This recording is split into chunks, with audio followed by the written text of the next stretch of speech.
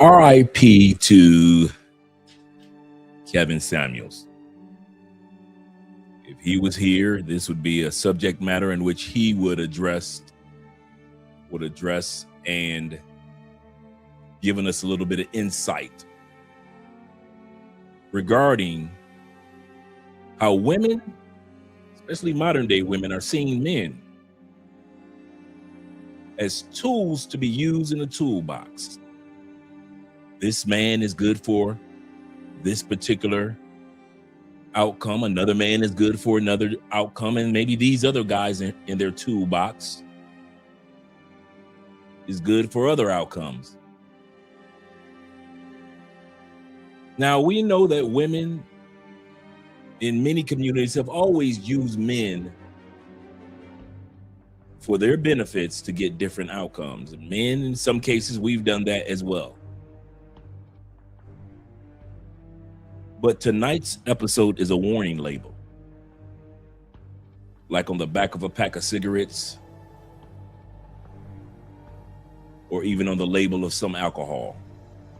Tonight's episode is a public service announcement. It is a warning label. There are women that are plotting against the nerd/tech community. All you guys that are in Theo Wolf's class, getting your cloud engineer, all you guys that are in class in school for computer science, and some of you guys that have already graduated Theo's classes and you're in your career, this is a warning to you guys. There are women that are out there plotting on you, whether they're going on to Afrotech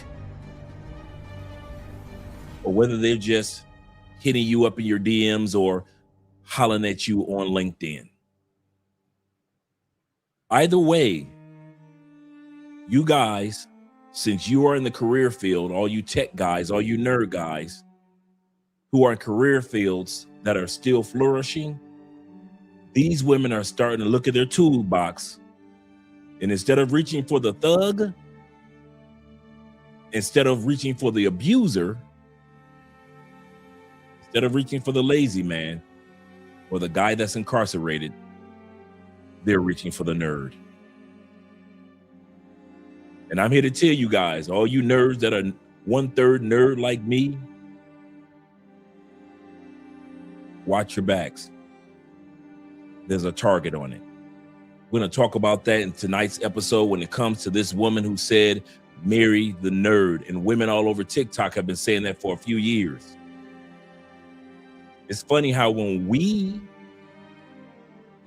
want to simmer down and talk about other topics, women continue to put their foot in their mouths. So we're going to talk about this public service announcement tonight, especially for those guys that are graduating and currently taking classes with Theo Wolf. Watch out, tech guys. Watch out, nerd brothers. They're coming for us. But until then,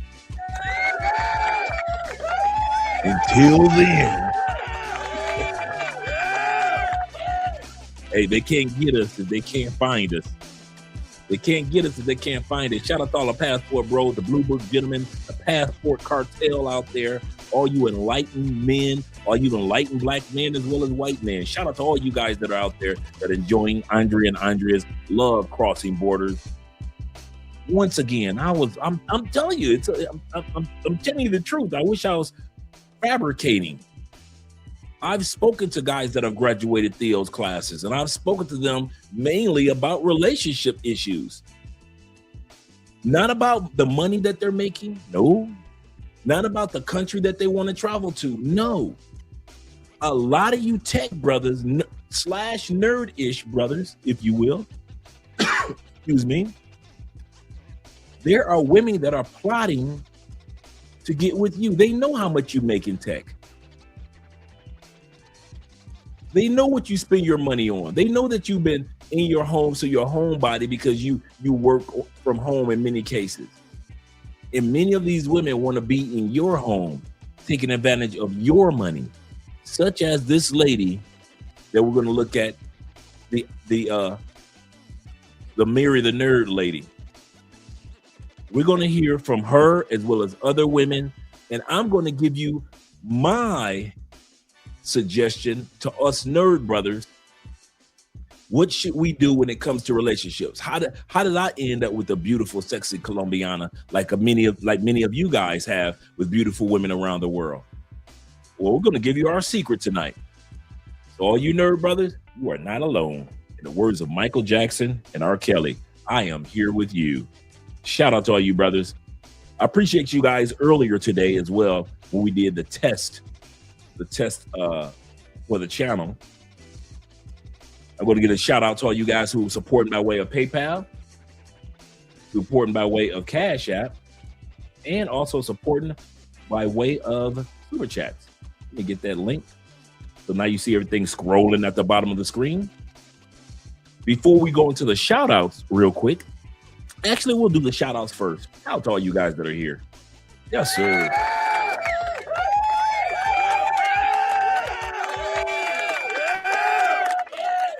My problem was I didn't want to embrace my nerd side. That's how I end up in the feds.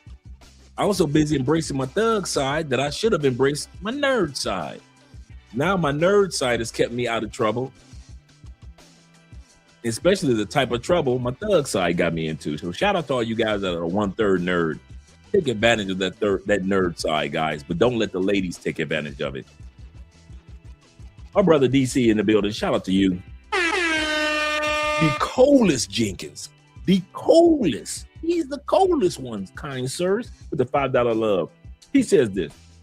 Say nerds in black society mean that you're not from the hood and not a thug. For me, he's absolutely correct. Being a nerd is a compliment. These women are so bad when it comes to choosing men. If they choose you, you might want to think twice. I'll say that again. Being a nerd, being a guy that likes your own things and you move by your own drum beat, the beat of your own drum, take it from me. When most of these women reject you, that is a compliment from the United States. That is a compliment because these women are so horrific when it comes to choosing a man. If you are one of their choices, you might be in trouble. These women can't pick a good man if the man's last name was Goodman. He said, normal black men aren't obligated to be cleanup men for Pookies. Absolutely correct. He said, we deserve better. SYSBM. Save yourself, black man. Save yourself. Shout out to my brother Will. I got to reach out to Will. I got to reach out to you, Will. Shout out to Will with the 20,000 Colombian pesos, as well as the love over on PayPal. Appreciate you, brother. Really do. Glad to see that you're back, family. You say, hola, Andre and Andrea. Your girl Andrea is in the room. She's doing a whole lot better. She's doing a lot better. So shout out to you guys from Andrea. And chat family, please support by way of Cash App, PayPal, and Super Chats. Yes, sir. You say, this is a great topic. Can't wait for Big Brother to discuss this, or to probably want to say discuss this topic or dissect this topic. Thank you. He said, get your popcorn. Yeah, get your big bowl of popcorn for this one. This gonna be a good one. This gonna be a good one, fellas. He said, in favorite beverage. Yes, it is. Yes, it is. Get your beverage and your popcorn out, because we going at them tonight. These women think we're stupid. These women think that we're stupid enough that women think that this chick that said married a nerd, she actually thinks that every nerd dude is as naive as her nerd, as her man, in other words. She thinks the rest of us act like, move, and maneuver like her man would. So, girl, I was out there getting smashed by dudes in tube socks and flip-flops, and I got a nerd, and I'm sitting up here drinking a drink while he taking care of the kids. You can do it too. She basically went on TikTok and told women she can find that the women can find somebody as stupid as her husband. That is just that easy. That all of us out here that are in tech or in that or are the nerds or 1/3 nerds, we're easy prey. We're easy prey. And we're here to tell these ladies it's not as easy as they think it is. Shout out to you guys. And shout out to David Dice in the building. Yes, sir. FBA, come get your sister. ADOS, Descendants of Slavery. Hey. Come get your sisters, FBA. Foundational Black Americans, these your people going on TikTok talk about some, yes, I'm drinking an old fashioned while my husband's upstairs putting the kids away. Yes, get you FBA, come get your chick, man. Come get your chick, because you know what? Like I always say, certain things don't translate international. This the type of chick that I bet you she couldn't pull that off on an international scale. I don't care how much money she got or how famous her father is. I bet you she couldn't do that internationally, and she knows it. That's why a lot of women in the States stay in the States, because they know to try to pull off the shenanigans that they pull off does not work on an international platform. Shout out to my Canadian brother in the building. I told this guy where I was from. He said, oh, Canada. Black Nubian representing. Shout out to all you guys. Shout out to all 26 of you guys in the building. Shout out to Ahmad and being here. Numero uno. Mr. Milner, salute to you as well. Number one. And my man Kenny. Shout out to you, Kenny, for sending me this information in regards to this video, as well as you guys have sent other videos. He said, don't get it twisted. Nerds have standards and boundaries too. Ladies, just settle down for ladies, just settle down for a damn man that's average, just like you. The fuck? Jesus Christ. Seriously. Man, they really think that we're that easy, Kenny. They really think they could just, hey girl, get you a nerd dude. Just look cute and nerd dudes will just come your way. And we're here to tell you, baby doll, you keep on lying to these women out here, they still gonna die alone with a dog. I don't know why this woman want to sit up here and lie. She's gonna die alone with a dog. Shout out to my man Dapper Thoughts. Or D Pain Thoughts, that is. In opinion, shout out to D. D said, the Mary the nerd chick is D.L. Hughley's daughter. That's the crazy part. Oh, I got receipts on him coming up tonight too. She said this, I learned from my daddy. I started looking at her daddy receipts. Yeah, I can see why she like that. Y'all know I come with the receipts. She said in her second video, I learned this from my daddy. Oh, wait a minute. Okay, let me go look at your daddy. See what your daddy done did to make you think that you could just use somebody. Now I see why she get it from her daddy. We're gonna look at dad too. Don't think I told y'all gonna be bringing a big bowl of popcorn tonight. We're gonna be looking at DL tonight too. Yeah, bring the big bowl of popcorn. We're looking at DL Hughley tonight too. That explains a whole lot, considering that he's a Democrat. Sheesh. I wouldn't know about that, but I do know she was right. She got it from her daddy. She got it from her daddy. Shout out to you, D-Pain. Appreciate you being here, brother. Appreciate you. Let me scroll down once again. We got David Dice in the building of the Dice family. Appreciate you, brother. Salute to you as well. Yes, sir. Yes, sir. And tonight we're on President Trump watch. In about an hour, President Trump is talking about either he's going to halt with the attack on Iran, or he's going to just go full in. So let's see if he's all. This will be his first time. I mean, his fifth time, kind of pushing everything off. This will be his fifth time pushing it off. You know, he threat, then he pushes it off. He threats, then he pushes it off. Now he says he's going to annihilate the whole country.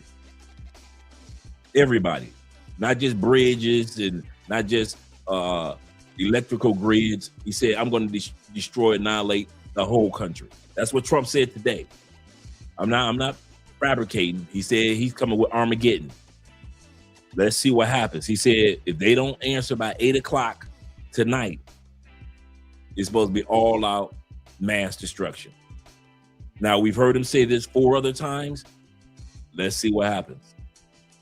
So keep me posted, guys. Keep me posted. Let me scroll down a little further. Shout out to my brother. Good morning, Ronin Travelers. And good morning to all you guys out there in Southeast Asia, man. Appreciate you, gentlemen. Really do. Appreciate you. He said, Dre, brother, good morning from the Philippines. He said, drinking my cafe? Yes, sir. He said, watching the action on your channel in Hamas. Yes, sir. And in Hamas. Or Hamas. Let me see if I pronounce it correctly. Hormuz. Did I get it? My prayers with the soldiers. Yes, sir. My prayers are definitely with the soldiers. Absolutely correct. Absolutely correct. And the people, all the innocent people that are involved in this. I mean, all the way from the Gaza Strip to Israel to Yemen's to the whole Middle East, man. All the innocent people that have, the hospitals, and man, I just pray for all of them, including our military. Absolutely correct. Absolutely correct. Shout out to T-Mac being in the building. Salute to you, brother.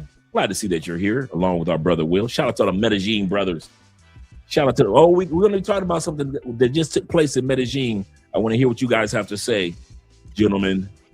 Let me scroll down a little further. We got 37 in the building. Let me hurry up. Let me scroll down. Appreciate you guys being here. Appreciate you guys that are watching from Andrea's channel as well. Shout out to Show Enough in the building. Yo, we lit. Yes, sir. We're going to have some fun tonight, bro. We are going to have some fun tonight, gentlemen. Yes, sir. Them 313 boys such as Nate. You better back the fuck up out my face, goddammit. I'm from Detroit, Michigan. Don't play with me. Don't play with that, man. He's from the D313. The D. Shout out, first of all, wait a minute. Let me change this music. Let me put this music on pause for a second. Let's take a shout out celebration to the mighty state of Michigan.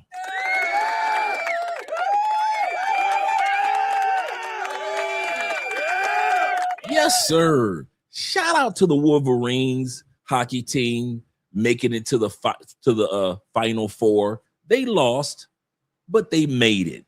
So shout out to the Wolverines hockey teams. Shout out to the Wolverines basketball team. Boy, we got another furious, fabulous 5 out there for winning the NCAA championship. Shout out to them. Shout out to them Detroit Pistons for winning the #1 seed in the NBA. And one more shout out for the Pistons.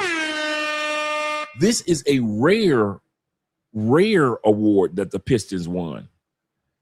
And a lot of people don't know about it. The Detroit Pistons this past week was announced as the #1 unified sports team in the world. It is a very, very rare opportunity for the NBA itself. They could have chosen any sport in any team in the world. And the Detroit Pistons actually won it. And not just the NBA won it, but the Detroit Pistons actually won for being the most unified, most solid team in all of sports in the world. So shout out to the NBA for actually winning that award, because very, very rare that a particular sport wins. The NFL wins it sometimes, the NBA, other sports around the world like soccer teams win it. Other sports, NASCAR teams have won it. So it is a global award, and it's one of the rare times that a team in the NBA has actually won the award for being the most unified team in sports. So shout out to the NBA and shout out to the Detroit Pistons. Yes, sir. And salute to them 313 boys. I keep trying to tell you that. Let me bring the music back, man. Let me bring that music back. Yes, sir, man. They did a great job. All right. Let's continue with these shout outs. Make sure I get everybody. Roll down. Such to my man Bean that was here earlier. Shout out to Bean. Glad that you're here, brother. And Black Nubian once again. And Chris Jeezy. Go blue. Yes, sir. You see how we did? You see how we did. Yes, sir. Jermon in the building. Jermon said, he said, now you have an influx of gamer chicks coming on the scene, bringing their Jezebel mess with them. That is a good point. When I said earlier about females are sharing information, and even one brother on the video talks about this too. You know where the new hookup spot is? Tinder? Nope. Bumble? Nope. Guess what a new hookup spot is? LinkedIn. These chicks are hitting y'all up on LinkedIn, trying to get smashed through LinkedIn. LinkedIn is supposed to be the new hookup spot for these chicks looking for a man. After they've been ran through 2 or 3 babies deep, 2 or 3 baby daddies deep. Now they hitting y'all up on LinkedIn. He said Dre, the sister who was in the video, is married to, I kind of figured she was married to a white dude. She has him in the video violating him, and he's smiling about, goodness gracious, man. I haven't even seen that particular video. I'll probably check that one out. Goodness gracious. She doesn't even realize what she's done, man. That's the funny part. She doesn't even realize what she's done. Let me scroll down a little further, because we got Jay Anderson, the great, in the building. He said, I'm going to love this topic. Salute my brothers in the chat, and Andre and Andrea love crossing borders. Yes, sir. I'm glad to see that you're here, Jay Anderson, the great. Mr. Big Boy, I hope I pronounced that correctly, in the building. DL is up. Yeah, dude. I told you I'm coming with the receipts tonight with the DL receipts. She said, as soon as she said, well, I got this from my daddy, I was like, well, let me go look up her daddy's stuff and see what she got from her daddy. And by the time I got done gathering receipts on the daddy, I understood why she used people. I understand why she's a user. Jay Anderson, Andrew Craig Jr., that is. Shout out to you, brother. He say, no joke. He say, it's audacity and arrogance for me. That's right. And he ain't going nowhere. He ain't going nowhere. I thought I've seen it all, but guess not. This is the new brick lady. This is the new brick lady. It's like a new brick lady every year. Shout out to my man J3 again is in the building. He said the big bowl, getting ready. Get ready with the big bowl of popcorn for the night, guys. I'm telling you, it's going to be one of those. He said 1 more hour until history is made. Yeah, we're gonna see what takes place. That's true. With President Trump, let's see. Let's see if he's all bluff, like he's been bluffing the last 4 times, or let's see what's going on. Yes, sir. He said, I'm sure she told her plenty of times. Yep. Goodness gracious, man. She just dirty. Shout out to Black Lex being in the building. My brother. And he says this with the cigar looking clean. Yes, sir. He say he agrees. He agrees to a 2-week ceasefire. Or did he do that? Okay, he did. He agrees to a 2-week ceasefire, and they are opening up the straits. Okay. Because the last time I looked, maybe like an hour ago, they were still in the middle of talking about it. So okay, cool. Okay, and that's good. That's good. He's going to accept the sub deal. He's going to accept the sub deal. Okay, cool. Final Four will be in Detroit next year. Oh, will it? Oh shit! It's gonna be in the D. Man, y'all gonna make me get on the plane. Shout out to the official one, the only one that's official. Our brother Kobe in the building. He said, "Good evening, fellas." He said, "Don't be a cleanup guy." Yep, don't be a cleanup guy for the chicks after Pookie. I'm telling you, the coochie been blew out. They got 2 or 3 baby daddies. You do not want to be that dude trying to be a Russell Wilson. Let them buy a dog and live alone. Yes, sir. Yes, sir. He said, Dre, where's the music? I hope you can hear me. I hope you guys can hear the music. I have the music going. Shout out to you. Oh, you need the music going at that time period? That was when I was talking. I'm with you, brother. Shout out to Bobby Space Ghost in the building. Glad to see you here. He said, that's wild. Yeah, bruh. Yeah. It's crazy, man. I'm serious. All you tech guys that are in Theo's classes, because I'm seeing more and more guys getting jobs. You guys are hitting 100 figures. Shout out to my tutor. He just got hired. He's making that money. Take it from me. So shout out to my tutor. And I'm telling you guys, man, these women will be coming out the woodworks because they've been used by other men. Now they think that you still want them because they still may look cute in your eyes. My man DJ Davis in the building. He said, yep. He said, I had a few contact me on there. I keep trying to tell y'all, LinkedIn is the new dating spot for these ladies. Y'all think, hey, these ladies have no cut. If you think they go, think about it. These ladies started off following y'all in Walmart, right? Then they start following men to Lowe's and Home Depot, following you, right? Then they start getting passports and following you, right? What makes you think they're not gonna follow you on LinkedIn? They see all you guys that are in Theo's classes, they see your certifications on LinkedIn. They see all the projects that you completed. It's on LinkedIn. Your resume is on LinkedIn.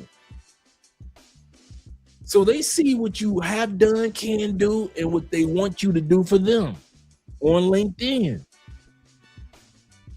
My man DJ said I had a few of them reach out to me. Shout out to Jay Casey in the building once again. Shout out to Jay. They says this. He said it was big drama with the Marvel Rivals game with the chick. Wow. So we're gonna be talking about the tonight. We're gonna be talking about the lady that is the nerd lady, and we're gonna talk about all the women that followed you guys to Houston this November for Afrotech. Afrotech has been in Houston the last 2. I don't know why people want to keep going to Houston, but Afrotech has been in Houston the last couple of years. So now the ladies are going to Afrotech again to try to find a man. And we got the right man in the building, our brother Theo.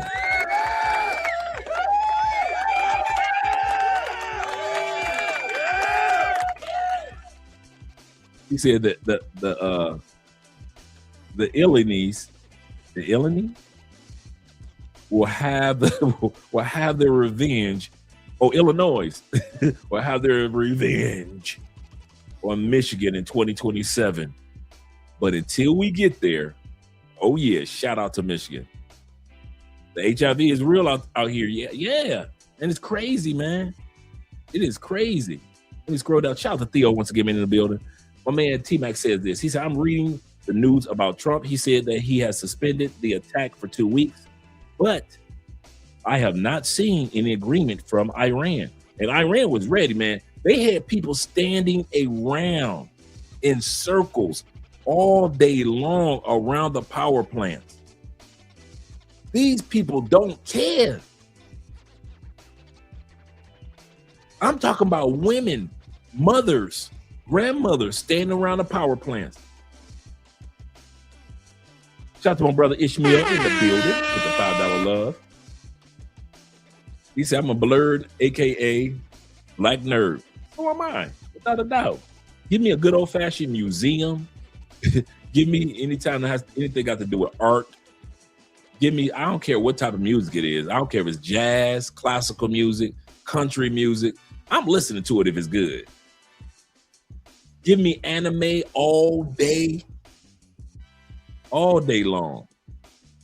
Give me anything that has to do with history. I am a Bible nerd. I don't just read the Bible for spiritualization. Dude, I'm the dude to sit up there and I'm looking at the maps.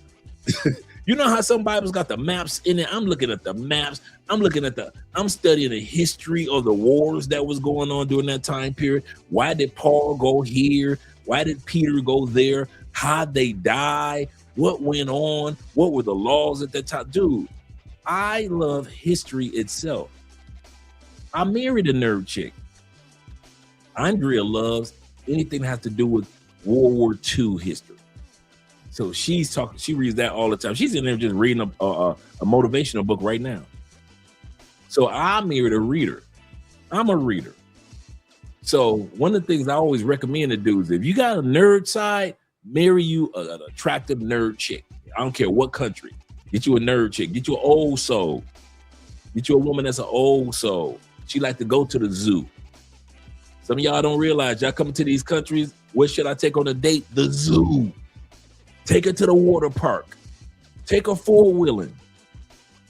You coming to this new country, take her paragliding. Y'all, it's so much to do in Medellin, and y'all just going to taking chicks to Parque Yaris. Man, it's so much to do. I'm telling y'all, man, y'all better take these nerd chicks in these other countries.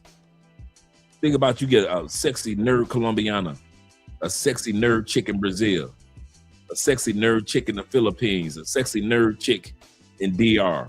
Man, y'all better do like my brother Mr. Pro for You with the YouTube channel, Love, Purpose, and Passports. Got him a nerd chick in DR, can't tell them nothing. The nicest couple, always laughing, always having fun. Man, y'all doing it backwards. Ain't nothing. Hey, you can get you a hot chick and still be a nerd chick. Jay Anderson said, by the way, beer in hand. No, this is actually tea. This is tea from Dr. Bobby Price. Right here is Dr. Bobby Price. We watched his YouTube channels before. And this is his tea. So he has 2 sets of tea. One that you take in the morning, clean out your intestines, your body, just detox your whole body. It's a detox. So I've been doing it for like 8 days. I got 3-4 more days of detoxing. And yes, it tastes horrible. It tastes like somebody when he says it's made of flowers and herbs, it is literally a bag of flowers and herbs. And it tastes horrible, but I feel so good. Yes, sir. Yes, sir. So let's get ready to get started. He said best area to stay is in Pereira. It's a really nice area. I will not deny that. That is a nice little small town in Colombia. He said going to be there for 4 days before heading to Cali next month. All right, brother. Quite a few you guys coming down the next few weeks. He said, Dre, Jay Anderson says, Dre, he said, I've added bone broth to my diet and it is really healthy for you. See, I'm a pescatarian / vegan. So if it has anything to do with meat, Let me know if it does. If it's bone broth and it has nothing to do with meats outside of seafood, I'm in. I'm with that. But right now I'm drinking. Not the. It is bitter. All right, let's go to get started, guys. Let's get ready to get started. First thing we're going to look at as I change the music over. Let me change the music over here. All right. First thing we're going to look at is the Black Manosphere Conclave. Yes, sir, gentlemen. For 2026, we got the Black Manosphere Conclave. It's going to be in Las Vegas, so let's be prepared to go, guys. Get your tickets ready. Go ahead, order your ticket while it's $150 right now. You know, as time gets closer, prices go up. If you're gonna, if you already got your ticket, shout out to you guys. But get ready for the Black Manosphere Conclave, guys. I kid you not. Just go here, push the cart, and then you drop the link for us.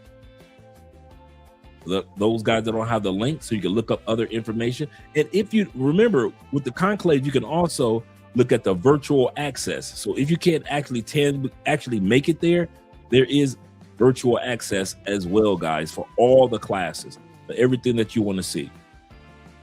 And it's less than the cost of a flight. So shout out to you guys, man. And make sure you join the Black Manosphere website, man. There is so much for you guys to see and take advantage of. Theo has classes in here. So even if you just want to go and join the Black Manosphere website, you can do that. There's so much that's scheduled, different events, different things. Hey, there go your boy. Both of you dudes. Shout out to El Guapo. Yes, sir. So it's a lot of this from last year, 2025. And we had a great time, man. So there's so much to do and get involved in with the Black Manosphere Conclave from last year, as well as the one for this year. So we're going to be talking about this almost every episode, getting you guys ready and preparing you guys. I'll be there. Richie Mack is always there. So shout out to all you guys that'll be at the conclave. Got the chance to hang out with my brother Will last year. We hung out, as well as my brother Uriah. So make sure you guys get your Black Manosphere Conclave tickets, guys. Shout out to all you gentlemen. All right. And the next thing we're going to look at, yes, we're going to remove this from the stage. And the next thing we're going to look at, gentlemen, guys are being turned around in Colombia. Guys are being turned around in Colombia again. Another guy turned around in Colombia. Every time you think that it's okay, every time you think it's safe to go in the water, somebody else is being turned back in Medellin. So guys, be careful. Make sure you have all your information of where your Airbnb is, because they're going to ask you those questions. Where you're going to be staying, what are you going to be doing? I know I need to give El Guapo a call, man, and check on him. Because I saw something happen with his channel, as far as his channel was still up, but the videos weren't there. So guys, make sure that you're being careful. And another thing that's taking place, sadly, in Medellin that we're looking at, over the past couple of days, a young lady passed on at a party in Medellin. Young lady just passed on at a party in Medellin. We don't know they don't know what took place, and they don't know, all the details yet, but it was a party in El Poblado. So we can't blame this on Parquilleros, but it was a party by some expats or some foreigners. And there were drugs involved and there was alcohol. She jumped in the pool and a few minutes later never made it out. So I don't know what drugs or alcohol they had at the party, but right now, because it's an election year and the elections are coming up really fast in Colombia, you guys might want to be careful to where you're going, to what party you are involved in, what travel group you're involved in Colombia. Because I kid you not, this along with the death of the airline stewardess, bruh, I'm telling y'all, it's making things look really bad in Medellin. There are too many deaths taking place in Medellin in back to back. So guys, this will be impacting. So be careful out there, man. You see, I just saw this story. Shout out to Rob. I knew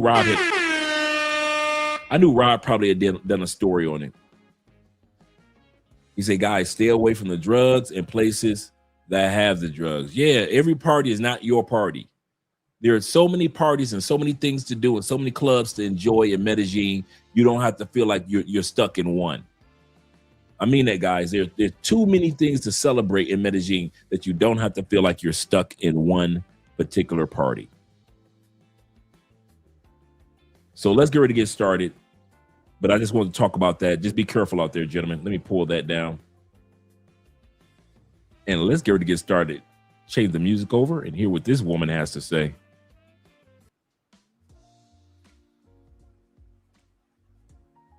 We're going to be listening to the nerd chick talk about, ladies, marry a nerd. They're so simple-minded. They're so easy. You can run over them. You can have children and they'll still marry you. You can have 2 or 3 baby mamas and all the nerd dudes and all the tech dudes who never had any sex. Those guys will still marry you. That's what these women think. And let's get started with the video. When I was still having sex with men who wore Adidas slides and dirty white socks, you know the one. Remember, she just said, back when I was having sex with dudes with the Adidas socks on, with dirty socks on and the flip-flops, tube socks, in other words, type of guys. She said, ladies, you know the ones. You know the ones that was hitting it good. The one that was beating that coochie up. Let's go. Back when I was still having sex with men who wore Adidas, I wish I could tell me that I'd be married to like a whole ass pediatrician sitting outside in our backyard by the fire he built me, drinking an old fashioned, waiting for him to come downstairs to join me because he's putting our kids to bed. Marry the nerd.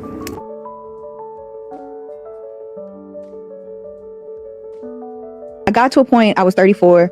I said, look, I don't need no more boyfriends. I'm in my 30s and I wanted to do things God's way. I want to, get married. I'm ready for my husband, but I'm not going to date. And he was like, well, how does that work? I said, well, God is going to tell my friend when it's time that I'm his wife. And we did just that. The world is going to tell you no. Most men in the world are not going to understand that. That's why you got to align with a Christian man, an equally yoked man. I'm about to bring that back. Did I get such at work? I said, well, this God video said she waited until she was 34 years old. Y'all heard her. She waited until she was 34 years old and decided to marry the friend that she avoided until she was 34 years old. I'll bring that beat back for you. She decided to marry the friend that she avoided until she got 34 years old. You can't make this F up. I got to a point at 34. I said, look, I don't need no more boyfriends. I'm in my 30s and I wanted to do things God's way. I want to, get married. I'm ready for my husband, but I'm not going to date. And he was like, well, how does that work? I said, well, God is going to tell my friend when it's time that I'm his wife. And we did just that. The world is going to tell you no. Most men in the world are not going to understand that. That's why you got to align with a Christian man, an equally yoked man. Okay, let's see what they have to say.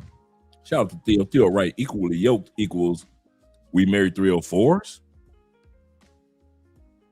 Says this. Can I get a cherry Coke? Says this. I feel so bad for nerd and Christian men. Now, this is a woman. I feel so bad for nerds and Christian men. Y'all, these hoes backup plan. Y'all, these hoes backup plan. Shout out to my brother, Disruptor in the building, that is. Disruptor says this. I like that name, by the way, with the $20 love. He said, these women are disrespectful. Are desperately that's a good point. Scrambling. That's a good way of putting it. Desperately scrambling to get or find a husband now, now that they're seeing how serious we are about leaving them alone. Absolutely correct. Absolutely correct. I couldn't have said it any better. Absolutely correct, brother. Let me scroll down a little further. I want to hit the super chats and the cash apps in a second, gentlemen. I mean, the super chats and the PayPal in this. The cash app and the PayPal in a second, gentlemen. Disruptor also says this. He said, with the $5 love. He said, these sisters have made their bed. Let them cry in it. I like how you put that. Alone. We don't have to rescue these sisters. FBA, Foundation of Black America, come get your women. All you ADOS, American descendants of slaves, come get your woman. Come get your women. Don't be trying to sick these chicks on us, talking about we nerds and we Christians. And after they've been ran through in the streets and ran through in the church, I'm gonna say that again. After they've been ran through in the streets and ran through in the church. He said they've been warned time and time again, only to fall upon deaf ears. Absolutely correct. Oh well, couldn't be me. Oh well, couldn't be me. Absolutely correct. Fellas, a lot of times we talk about these women, these 304s being ran through in the streets. She belonged to the streets. There are a lot of 304s that get ran through in the church.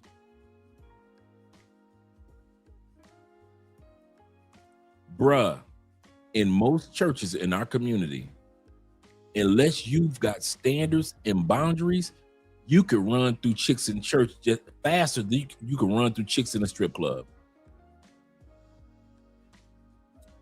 Your church got ex-strippers, ex-OnlyFans chicks in it, ex-304s, ex-side chicks, ex-LGBTQ chicks that have given their life to the Lord, and that's great.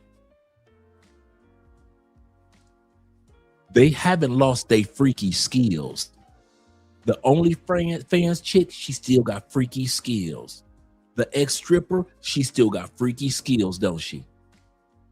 What about the ex-side chicks? Do they still got the freaky? They still got freaky skills too. For all you dudes, I'm gonna tell you something for real. I don't see why it ain't more men in church in the States. Cause you can run through them. The only thing that women in church in the States ask you to do is don't open your mouth. Don't tell nobody that you getting this coochie. Make it seem like we just friends. Don't act like I'm the only one that did it, okay? Don't act like I was the only one that left the club, went to church, and realized I could get all the church loving I want. And in many cases, took advantage of it. And I didn't have to buy no drinks. They was inviting me over. They was cooking for your boy. What you doing after service, Brother Spence? Well, I'm going home for a meal. I could cook you a meal. The women in church, they competing for you. So who can cook the best meal for you? Who can give you the best loving? You go from the strip girls club, the strip club girl, one Sunday night, the next Sunday night after church service, you at the OnlyFans girl house. Don't act like I was the only one. Don't act like I was the only one getting the church loving. So when I sit back and I say, man, that when these women settle down, don't get food just because she in church. because she might have been in church 10 years. Man, I got me a church girl. Okay, cool. She might have been in church 10 years. She been holding out for her man. But the other brothers in church been running through them. Running through them. Don't get fooled by these ladies, man. And that's why when this young lady said, I feel bad for the nerds and the Christian men. Y'all, these hoes backup plan. She ain't never lied. Shout out to Zeta being in the building. Zeta said, let me go right here. Zeta says this. Yeah, they fake believers in the church. They still give it out, not heeding God's word. Absolutely correct. Sadly, but true. He said, Dre said, I'll bring a bottle of the blood of Jesus over. Seriously. Like in the words of Michael Jackson, the Jesus juice. Don't get fooled by them women. Shout out to LJV, Southern Vegan in the building.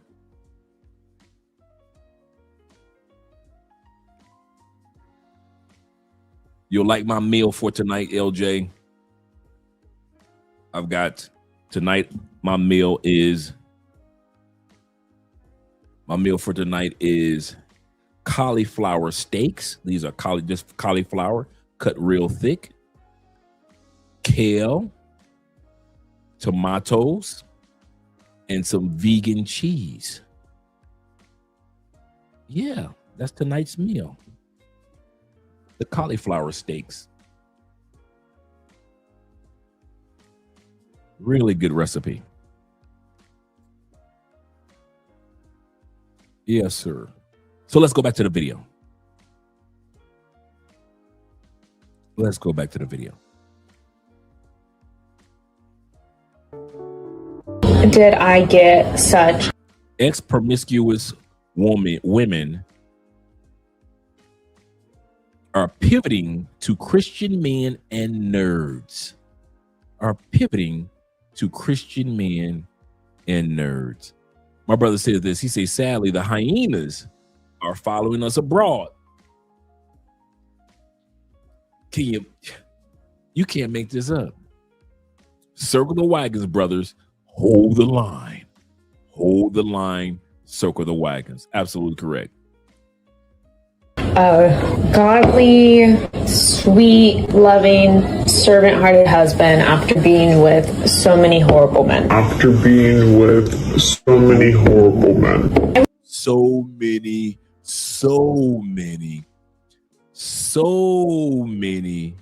horrible men. How many?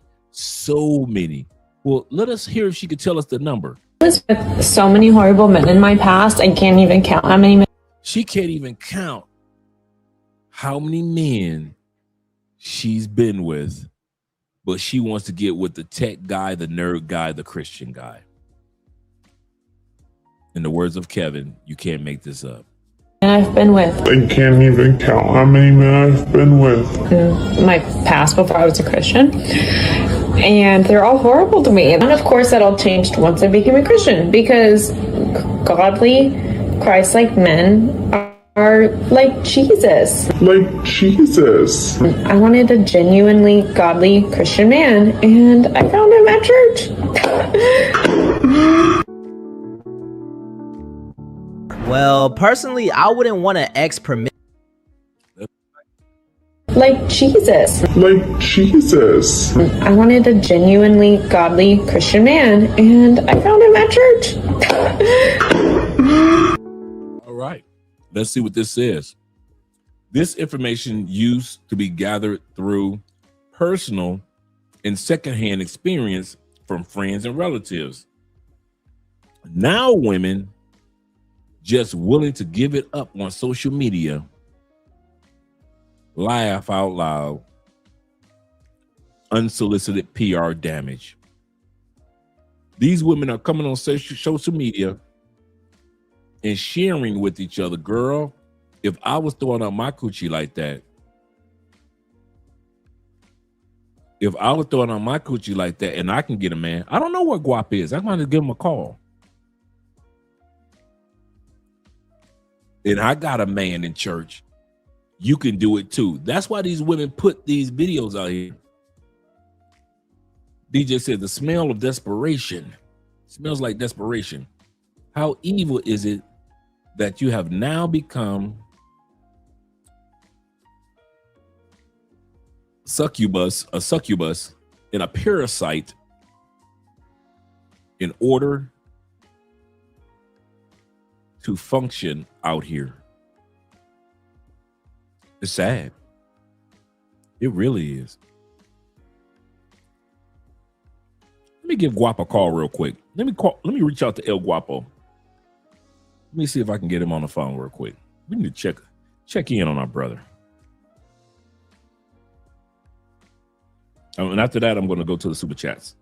I mean, to the Cash App and the PayPal. Give you guys a shout out. Let's give our brother a call.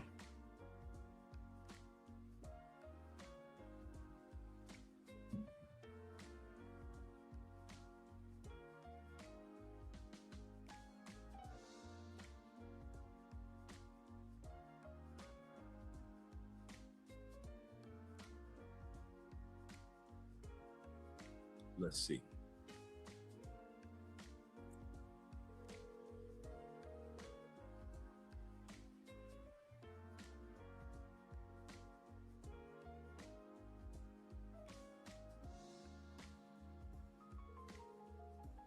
All right, he might be busy. I'll give him a call back later on tonight after the show. Check in on him.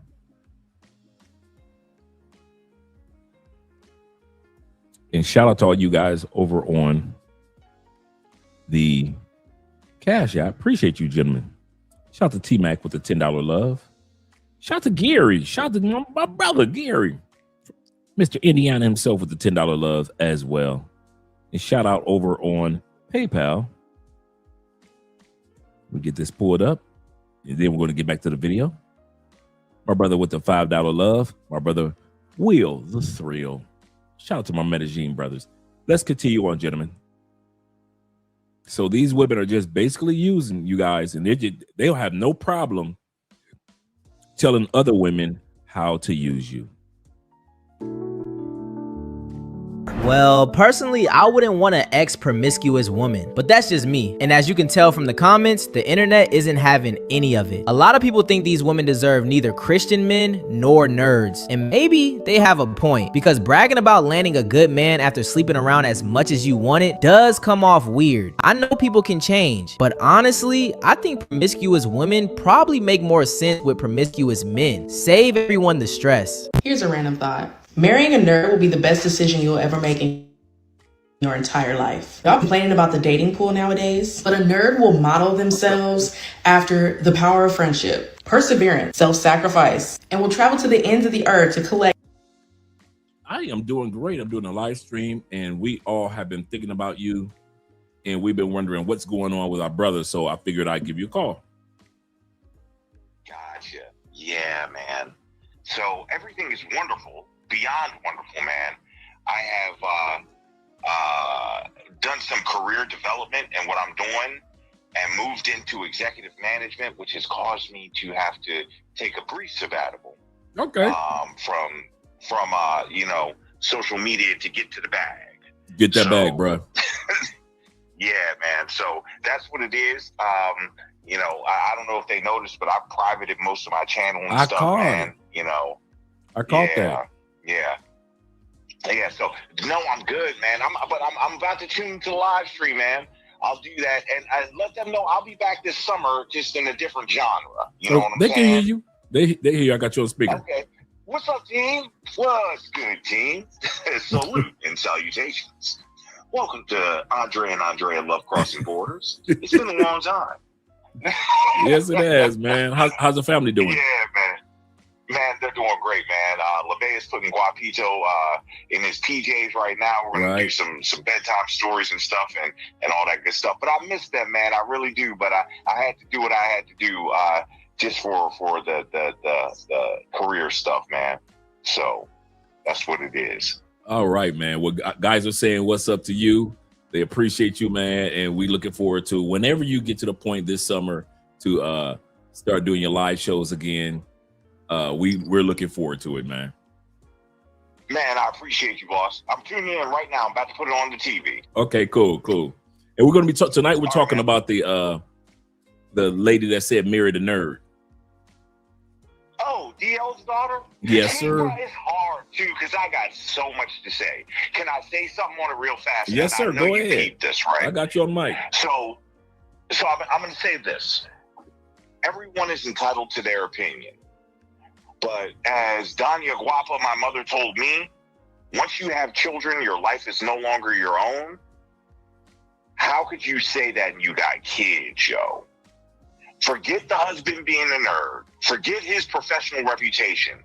You're going to talk about dirty socks and Adidas slides, and you got kids. Right. She's beyond out of pocket, dog. Right. Beyond out of pocket, man. No guidance. So I tune in, bro. And you were talking about protection. I had this conversation with my mother today, and I quoted you. I was like, the number one thing that men have to protect women from is themselves. Preach. And DL failed, and her husband failed. Yes. Yeah, man. Absolutely. Man, I'm tuning in right now, bro. Okay, brother. All right, man. I'll talk catch to you up with later. you, boss. Yes, sir. All right.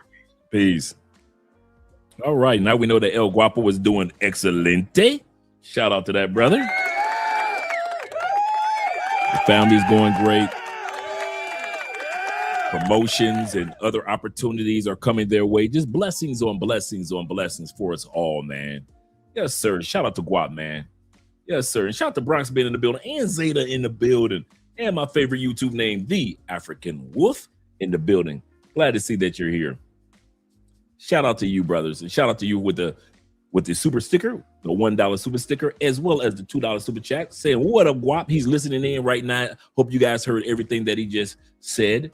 Yeah, we're missing him, man. We really are. And he just said he's going to be starting back his channel sometimes this summer, but he has some business things to take care of with the family as well as his career. So great things are happening for him, man. Great things, man. We appreciate him more than he realizes. More than he realized. Shout out to Chilupe in the building. Chilupe says, he said, the nerds, I'm one of them as well, brother. I'm one of them as well. He said that I haven't had much experience, need to get overseas before Keisha drops that neck. I know, right? He said, and has him sprung. Yeah, a lot of dudes get strung out on the ladies in the United States, and we think that they're just it. We really think that the hot chicks in the United States is it. And then we go overseas and we realize, man, I should have waited. I should have waited to go overseas. I could have got me a nicey like El Guapo did, like Andre did, like Richie Mack did, like Ronan the Travelers did, like Aaron from Passport Bro. Shout out to Aaron, him and his wife and his new daughter, like they did. But I sat back and I got me a stateside chick. Now I'm stuck. Some of y'all watch this show and y'all feeling stuck. And I can understand it. So yeah, don't let these women get y'all strung out like that. Talking about, I want the church dude, I want the nerd dude. Going overseas is like getting immunized, immunization against them. Absolutely correct. Because when I go back to the States, I'll be looking at stateside women like, yeah, that's it, huh? That's it. Yes, sir. He said, marry the nerd. He said, that's a laugh. They're going to learn that nerds are leaving. Yes. Yes, we getting our passport. We're discovering and enjoying other countries. They do not understand it. DJ says, he said, gotta say no to the network. Absolutely correct. Don't let them fool you with the network. Not the network. Shout out to my brother Simple Logic and them VA boys. Shout out to them VA boys. Shout out to all of DMV. Let's go back to the video, gentlemen. Let's go back to the video. Every single Dragon Ball so you can make your wish. Would transmutate an arm and a leg for you. Would become the king of the pirates and topple entire governments for you. Get yourself a nerd. If you're wondering if your man is cheating on you and he went out tonight with his friends and that makes you nervous because you know his friends are also cheaters, if you get another chance at love, Marry the nerd, girl. Be with the nerd. Because it is a Friday night. It is not even 5:30 in the afternoon. My man is downstairs hosting Dungeons & Dragons. All 5 men that showed up brought me a gift. I have 3 new bottles of red wine, my favorite bag of chips, and a new candle. I am literally chilling up here with a glass of red wine. I'm about to catch up on RuPaul's Drag Race. And they're time they're giggling away. Giggling away. Choose the nerd. Choose the nerd. This man took me on a date to go watch the new Demon Slayer movie and told me he didn't want to miss not 1 second of the experience.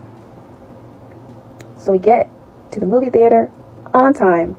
We watch the ads before the previews.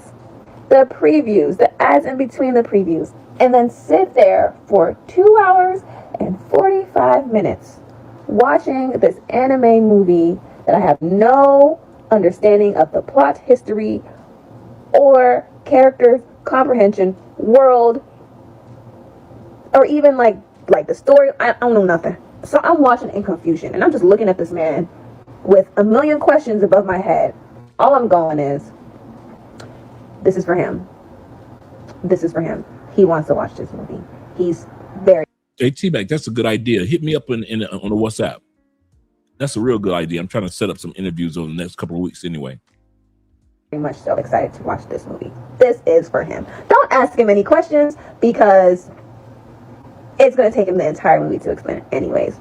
So I sit there for a total of 4 hours looking at a screen, not understanding anything that I'm watching. Please do not tell me I don't love this man. Please do not tell me I don't love this man. Choices, you know. I'm surrounded by nerds.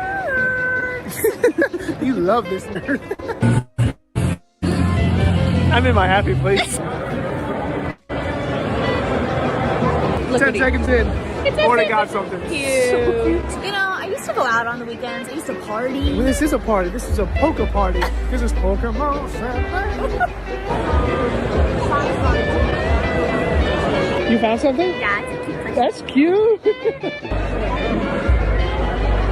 Hey, listen, I know the drill. You come to the card shows, you get the treats. I get cheap.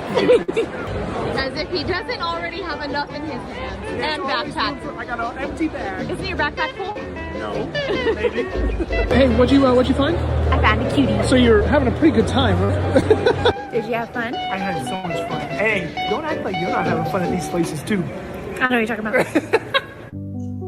I don't know who needs to hear this, but get with a nerd, okay?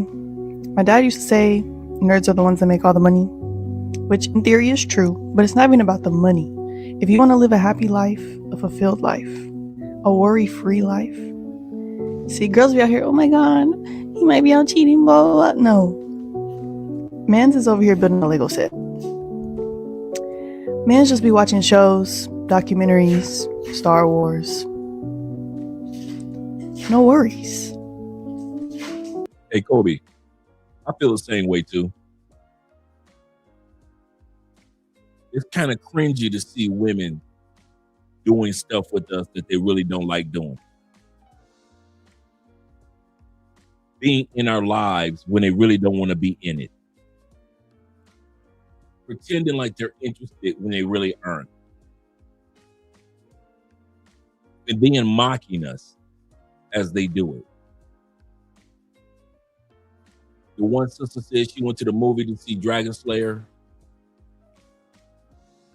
She didn't want to see it.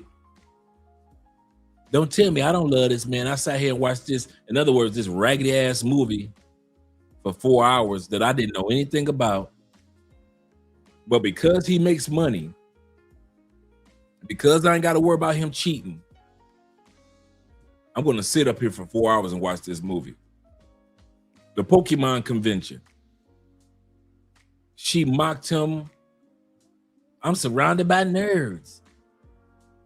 Yeah, you love this nerd, don't you? Because I pay the bills. She having a good time with him, but she's not really interested. That's why I say, man, get you a nerd chick or old soul. Get you the homebody chick. Get you a bookworm chick. Get you a chick that's part nerd, bruh. Like I told y'all, Andre in there right now reading. Got her a good motivational book because she likes reading motivational books.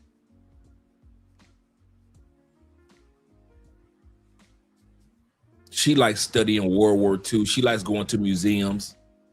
She likes going to the zoo, seeing exotic animals. She likes going to the small towns and discovering new things about Colombia that she hadn't seen yet. She likes new recipes. Get you a chick that's on your nerd level. But these chicks that pretend like they want to be a part of our world, the only reason they down with us because we seem like the safe guys. The Islamic guy seems safe. The Christian guy seems safe. The nerd dude seems safe. The geeky guy seems safe.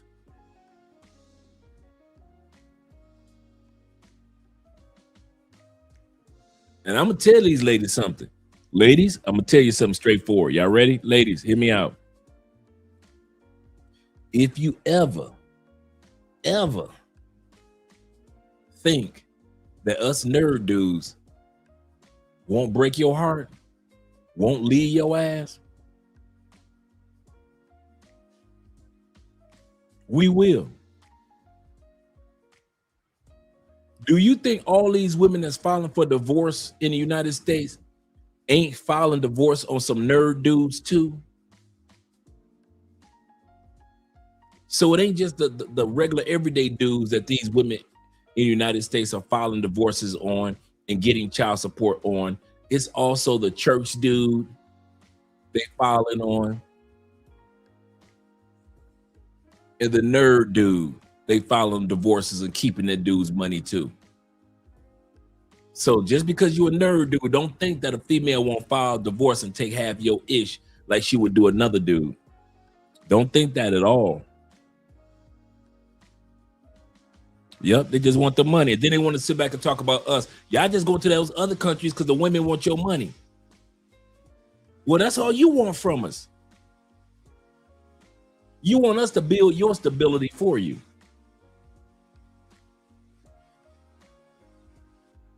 And they're funny. They're smart. Date the nerd. The Marry the Nerd lady, she said that men who were in her comments weren't in the tax bracket or the educational bracket to get her attention, but neither were the guys you said that had dirty socks and slides. You caught that? She said the guys in the comments, and you're going to hear that in her second video. She says the guys in her comments, that's the video that's coming up soon, you guys weren't good enough to be in her tax bracket. But just like my brother just said, neither was the guys in tube socks and flip-flops. Like, those guys are living in your head rent-free in the comments, right? You're reminiscing about your time with them. And they obviously were not in the tax bracket that your husband's in. In fact, yes, absolutely correct, Zeta. Shout out to you with the $2 love. See how disingenuous these chicks really are. Absolutely correct. it almost seems better to not be in that tax bracket because they got your attention. Being attracted to women is a curse because y'all boyfriends and husbands are the people that y'all treat the worst. And my greatest fear is a woman settling for me as the safe guy because she knows that the guys who are actually her type don't give a fuck about her. You know what's crazy about this video that the dude talking about? While she was reminiscing on all the things she did with the dudes before, she turned around and replied to a comment that said this. And at first, to keep it real, I didn't think it was real because I seen the dude post a screenshot of it, and what's crazy about this video that the dude talking about? While she was reminiscing on all the things she did with the dudes before, she turned around and replied to a comment that said this. Okay, check it out. This is her comment section. The Marry the Nerd chick. In her comments, one of the girls said she got 1,500 comments at that time period, almost 1,600. Girl, I'm following you because the fact that you said the dirty socks and slippers, yuck. But I love the upgrade. In other words, you upgraded to the white dude. This is what she says to comment what the girl was saying about her past with the dudes with dirty socks and slippers. She says, I mean, the sex was fun. I can't knock it. So compared to her husband, she talking about, you're going to see in the video, she talking about that she was with these dudes 10 years ago. These dudes are still today living rent-free in her head today. And she was talking about in the other video that's coming up that she was with these dudes 10 years ago. But she had so much fun with the sex with those guys. So much fun that she still ain't forgot him, no matter how much sex she has with her own husband. That's diabolical. These hoes disrespectful as fuck, for real. Someone married her? Come on, man. It's always a simp out there. If you get rid of the simps, man, the world will fall apart. You gotta have simps. The girl told her, she said, dirty socks and slides. She only travels, yep, by trains, for real. I got you on that one. I mean, Jim right in the building. Shout out to you, brother. Glad to see that you're here. He said, what up, Dre? He said, I think a lot of the women skip the lesson about quiet men. The quiet man in the room is the one of the most dangerous, bruh. They do not know. Dangerous men in the room overall. They do not know. We are diabolical. Diabolical. So true. But this is her statement in her own comments. She's going to come on the next video and lie and say that she wasn't talking about herself. I want to say this again. Before we get to it, her part 2 to the Married the Nerd video after it went viral, she comes back and lies and say, I wasn't talking about me. I'm not out there sexing dudes like that. She literally went in her own comments before she made the second video and before it all went viral. She went in her comments. That's why I said I'm bringing receipts, and responded and said, I mean the sex, talking about herself. The sex was fun. I can't knock it. And at first, to keep it real, I didn't think it was real. The dude posted a screenshot of it and it had different fonts, so I thought it was fake at first. But now somebody else screenshotted it and she doubled down on it. Here we go. So here's her second response. Somebody else responded after she said what she said about sex and dudes. Here's what she said. Hey, it was. In other words, it was fun. The sex was better than my husband. It was more exciting. The response to hers, you really just don't respect your husband at all.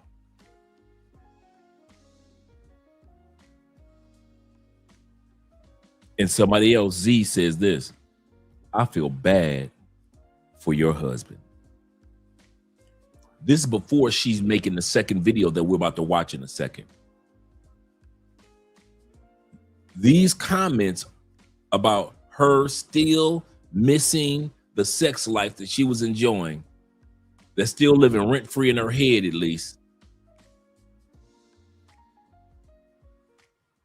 Even before she made the second video, people were saying that they feel sad for her husband.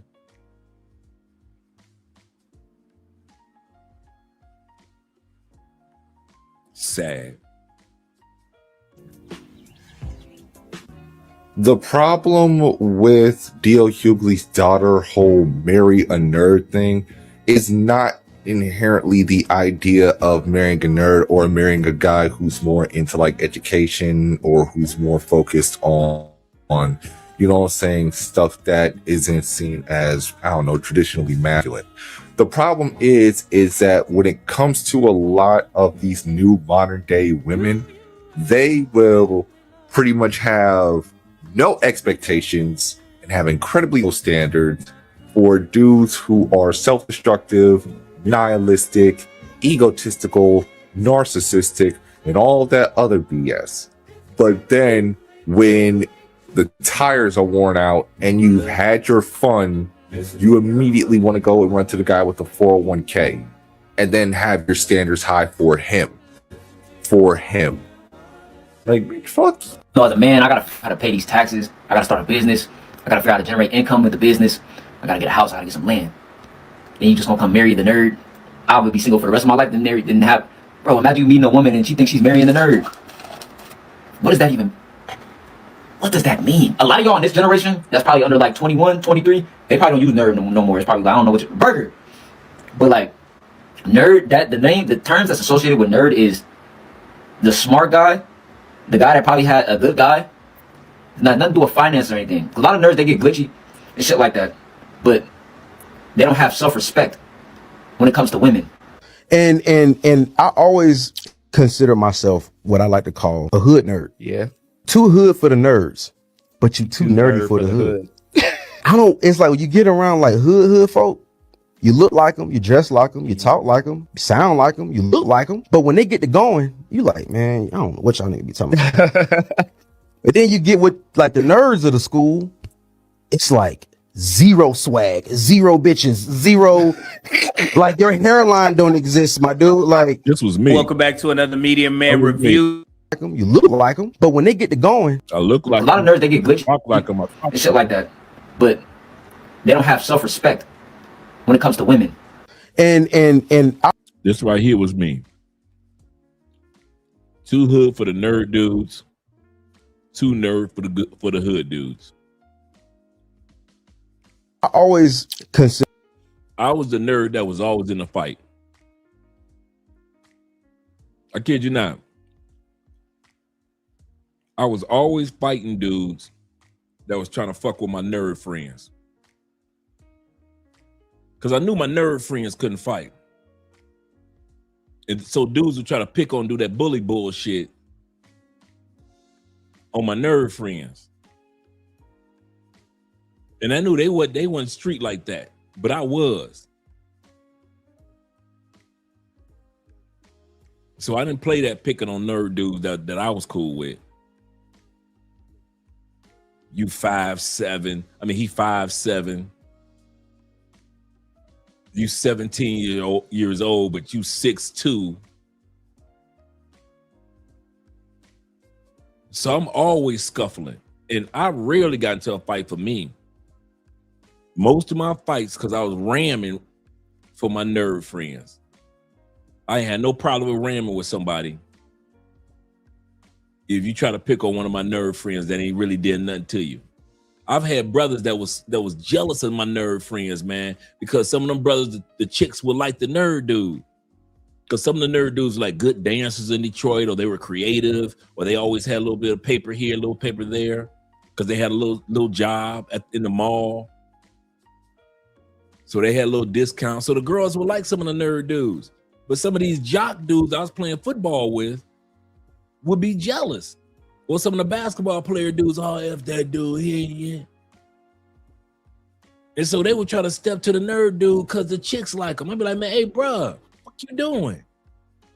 I bet you don't step to me like that. Oh, Dre, no, it ain't like that. Fuck it ain't. How you gonna step to this dude, man? This dude is in the 10th grade. You in the 12th grade. Sit your old ass down somewhere. You about to be out of this school in a minute anyway. Aren't you? You do plan on graduating, don't you? Don't make me call your mama about your grades. I used to hate that, man. Kid you not. Don't be bullying on people, man, that you know can't bully back just because you mad because the chicks like them. And I knew what it was. Every time I knew what it was. Them dudes would wait until the females were around, the cute girls were around, and try to embarrass the nerd dudes. But I was the embarrasser too. I knew how to crack jokes and I knew how to throw them things. I didn't care if I won or lost. That's what the thing that they didn't like about me as a nerd. I didn't care if I won the fight because I wasn't expecting to win them all. I didn't care if I lost the fight because I wasn't expecting to lose them all. And plus, I was a popular dude. So I was a nerd, like I said, like this dude said, I was too nerdy for the hood dudes, but I was too hood to be 100% nerd. Like I played football, but at the same time, I'm collecting stamps with my nerd friends, U.S. postage stamps. And, you know, I got one of my friends had a locomotive train set at home. We in high school. I'm enjoying a locomotive train set.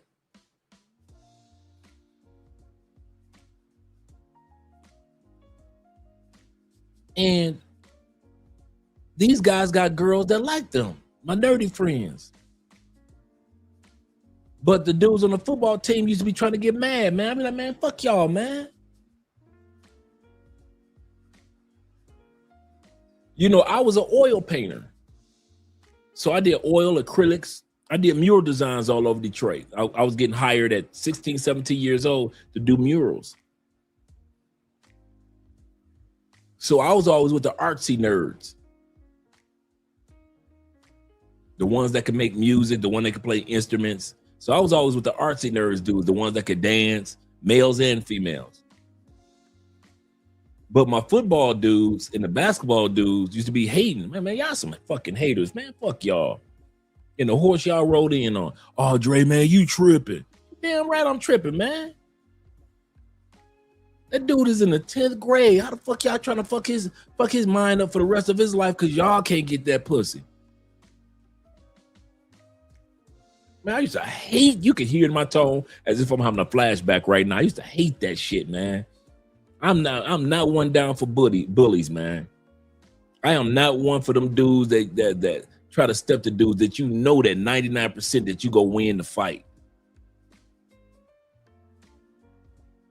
That dude, you know, ain't gonna scuffle for real. You know he gonna run. Why you up there trying to, cause these bitches here? Man, fuck these hoes. I told myself I want to go cuss tonight too. I was doing pretty good. He said, so basically, Dre, you were a new breed, 50-50. Yeah, 1/3 nerd, bruh. I had a t-shirt brand out. My Uncle Jeffrey can tell you, I had the t-shirt brand out for years, man, called 1/3 nerd. Thinking about bringing it back. Yep, right in the middle. Yeah, I was kind of like in the middle. Yeah, I was the hybrid. Yeah. Let's go back to the video. Shout out to all 70 in the building. Make sure you click the like button, gentlemen. Appreciate you. Consider myself what I like to call a hood nerd. Yeah. Too hood for the nerds, but you too nerdy for the hood. I don't, it's like when you get around like hood folk, you look like them, you dress like them, you talk like them, you sound like them, you look like them. But when they get to going, you like, man, I don't know what y'all need to be talking about. But then you get with like the nerds of the school, it's like zero swag, zero bitches, zero, like your hairline don't exist, my dude. Like, welcome back to another Media Man review. Thank you guys for tuning in. Appreciate the support. Make sure you like, share, subscribe, and hype. It's right down there. Go ahead and click it so your boy can get into that algorithm. So I'm pretty sure you guys have already seen the video of Ryan Shepherd, the woman who went viral for telling women to date the nerd, right? Shout out to Media Man. Make sure you guys have subscribed to his channel. My job is to help men stay away from women like this. You know, back when I was still having sex with men who wore Adidas slides and dirty white socks, you know the ones. I wish I could tell me then that I'd be married to like a whole ass pediatrician sitting outside in our backyard by the fire he built me drinking an old fashioned, waiting for him to come downstairs to join me because he's putting our kids to bed. Marry the nerd. So let's stop right there because this is exactly what men are reacting to, and for good reason. One type of man got access early, no standards, no long-term expectations, nothing. The other type of man, the so-called nerd, expected to come in, build, provide, and commit. That's the issue. Not her marriage, not the happiness that she's built with her husband, I guess, but the issue is the structure. Because what's being communicated on social media is that one man gets the fun and another man gets the responsibility of your bad decisions or your poor decisions when you were younger. Then the second man is supposed to come in and feel like he won some sort of prize. That's what men are rejecting. Every happily married woman I know is a man eater. Like, we hold the bulls in our hands. We hate men. We can't stand them. Why are you? She said every married woman that she knows is a man eater. But y'all want to marry these chicks in the States? So y'all still believe that these FBA, foundational Black American women, they care about y'all. This woman just said every woman that she know that's married is a man eater. Can't stand men, can't stand their husbands. That's not crazy. Oh no, Zeta. No. That's the new norm. That's the new norm, gentlemen, in the United States. Embrace it. Find out what you can do with it. But that's your new norm. I'll say that again. That is your new norm. You want to stay in the States? You think those of us who got passports are crazy? You think we don't know what we're talking about when it comes to save yourself, SYSBM, save yourself, black man? You think that what Kevin Samuels was saying was just entertaining? Cool. You think you can beat the odds of almost 60% divorce rate in the United States among women who are 80% overweight and or obese? You can beat the odds. Go for it. If these women telling y'all to y'all face they can't stand y'all, but they just marrying y'all for the stability. They are, at least women in other countries, we know gonna marry us for the stability. But at least they care about us. Now, I'm not talking about in every and all instance, but they do not talk to us and treat us the way that, okay, here we go. Here we go. When was the last time you saw a foreign chick? Because we see a lot of these foreign chicks that speak English go online. So let's not go to TikTok, go to Instagram, all these women that are foreign, but they can speak English, right? So we can't act and pretend that it doesn't happen, what I'm about to say. How come no video has surfaced yet where a foreign woman says, girl, you need to marry you a foreigner. He'll take care of you. He'll do this, girl. He'll take care of your kids. You need to marry. Soon as them Americans come, girl, you need to get you an American. Marry you a foreigner. Have we seen that video yet? Oh, we ain't? Not once. All these dudes that's in solidified relationships with girlfriends and lady friends and wives, all of us, we haven't seen one video, whether it be in their language or in our language, English, of any of these women going viral. Talk about marry a foreign man. Girl, they stupid. Marry you a foreign man. Why? Because for the most part, except for the scammers and the beautiful bottom feeder ones, most women in other countries come from a family dynamic anyway. They look at you as being part of a bigger picture. It's all about the family. It's not about the individual, such as this lady. That's why you will not see any videos in Spanish, in Portuguese, in English, whatever it is, of a woman saying, marry foreigners, they're so stupid, girl. But you will see plenty of them in the States saying, marry the church dude, marry the nerd. That's the sad part. That's what I meant, Zeta, by this is the new norm. Don't be surprised now. He say, not for me. I have a passport. I do not want to be with these 304s, fake believers, man, hating chicks. Absolutely correct. Chris says this. Shout out to Chris in the building. He said, I was a safety net, but never again in the States or anywhere. Absolutely correct. Absolutely correct. And Black Nubian says this. Shout out to Black Nubian again. He said that kind of energy is the norm from these women. Absolutely correct. Speaking, why are you talking? Happily married. So, get meaner. That's my advice. Get meaner. Be a horrible. You know what gets me about this? I'm sorry for stopping. I'm going to bring it back. You know what gets me about these type of women? They know who to marry. These women are not dumb. Forget the marry the nerd part for a second. These women know that they have married men that will allow them to be able to go on social media and say anything that they want. Okay. My wife has been on social media with me and she has her own channel, right?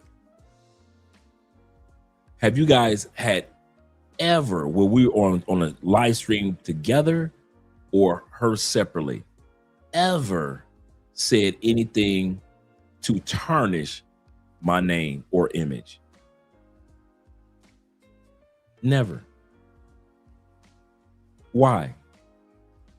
Because she knew who she was marrying and her husband wouldn't tolerate that. And I knew who I was marrying. A woman who would never do that to me. Embarrass me on a global scale. Like this woman is doing to her husband. These women are not dumb. They know that they're marrying men that will allow them to go on social media and open up their mouths and say anything.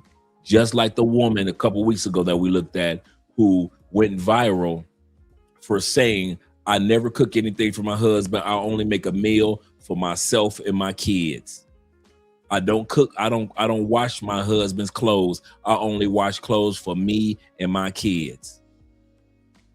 These women know what type of men that they've married to where they can go on social media and embarrass these men on a global scale.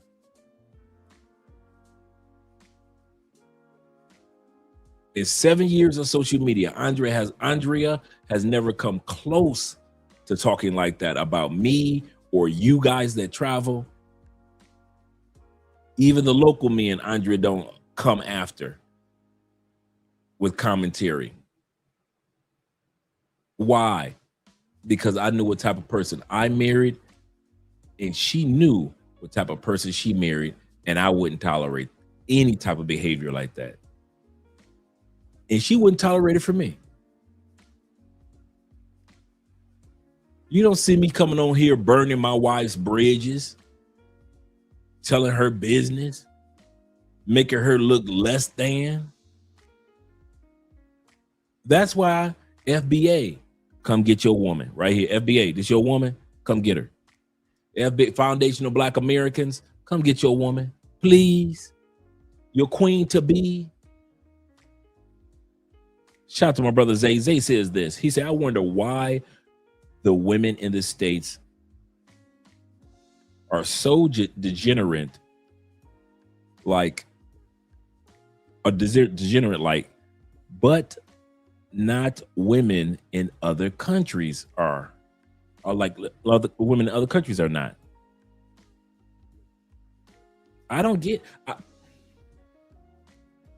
Like as I mentioned before, I get it. As I mentioned before, Zay, it's that us for no more mentality. If you've never heard the term us for no more means it's about me and the people in my vicinity. You know, me and my kids, us for no more. Or just a woman could be by herself, single, her and her dog, us for no more. It just means whoever's in the four walls of our house, and that's how we are as Americans, all we think about is us for no more. We really don't think communal. We say we have communities, but we don't think communal. As we've all learned through traveling, many of these countries think communal. They don't think like us for no more. And so they know that if they say certain things and it goes viral globally, it can impact the family. Now, from being on Latin TikTok over the last few years, believe you me, Latino women talk just like sisters do in many cases. So if you think they don't talk like this in Latin TikTok, they do. But here's the kicker. Most of the time it's not somebody's wife disrespecting him on Latin TikTok like American TikTok,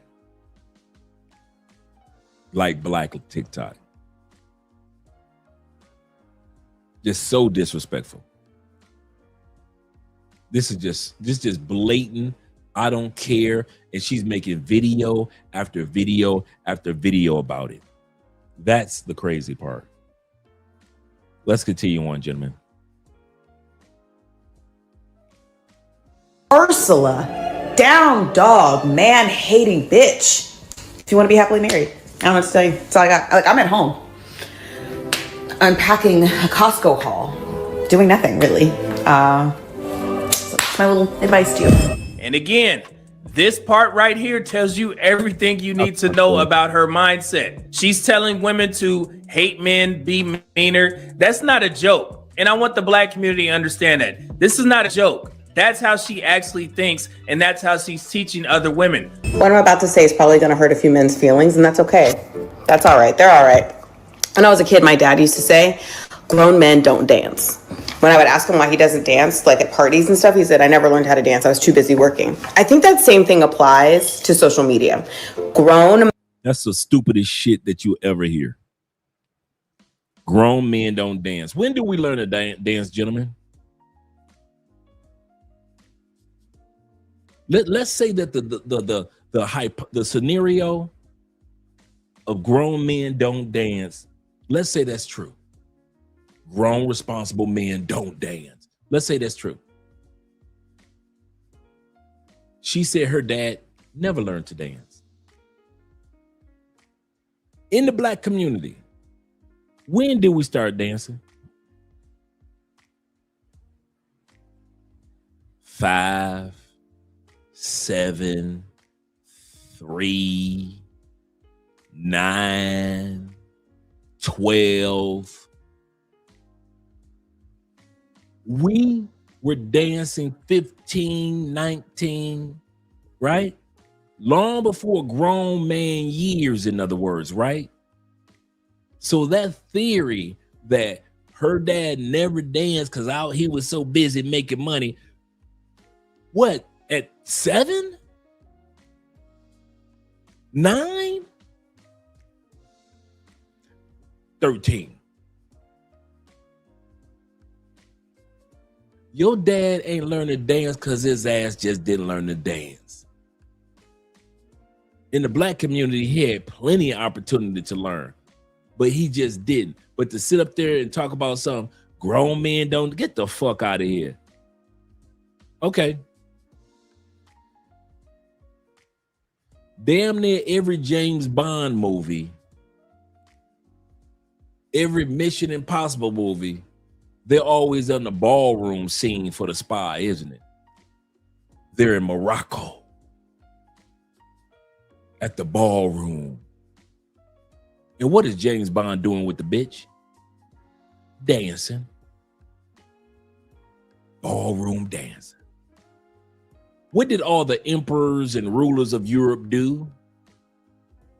Dancing. What if black people in Africa, the kings and emperors, do? Dancing. So one Negro told his daughter that men of responsibility don't dance. And she believed that bullshit. Being from a black community. Man, y'all can't make this shit up. I believe it's a lie too. That's a lie. D.L. Hughley more than likely was dancing on Earth when Fire Prince James Brown, just like the rest of us. She just throwing her daddy under the bus just to make a point. Just to make a point, just to hurt. Actually, her point is just to hurt men.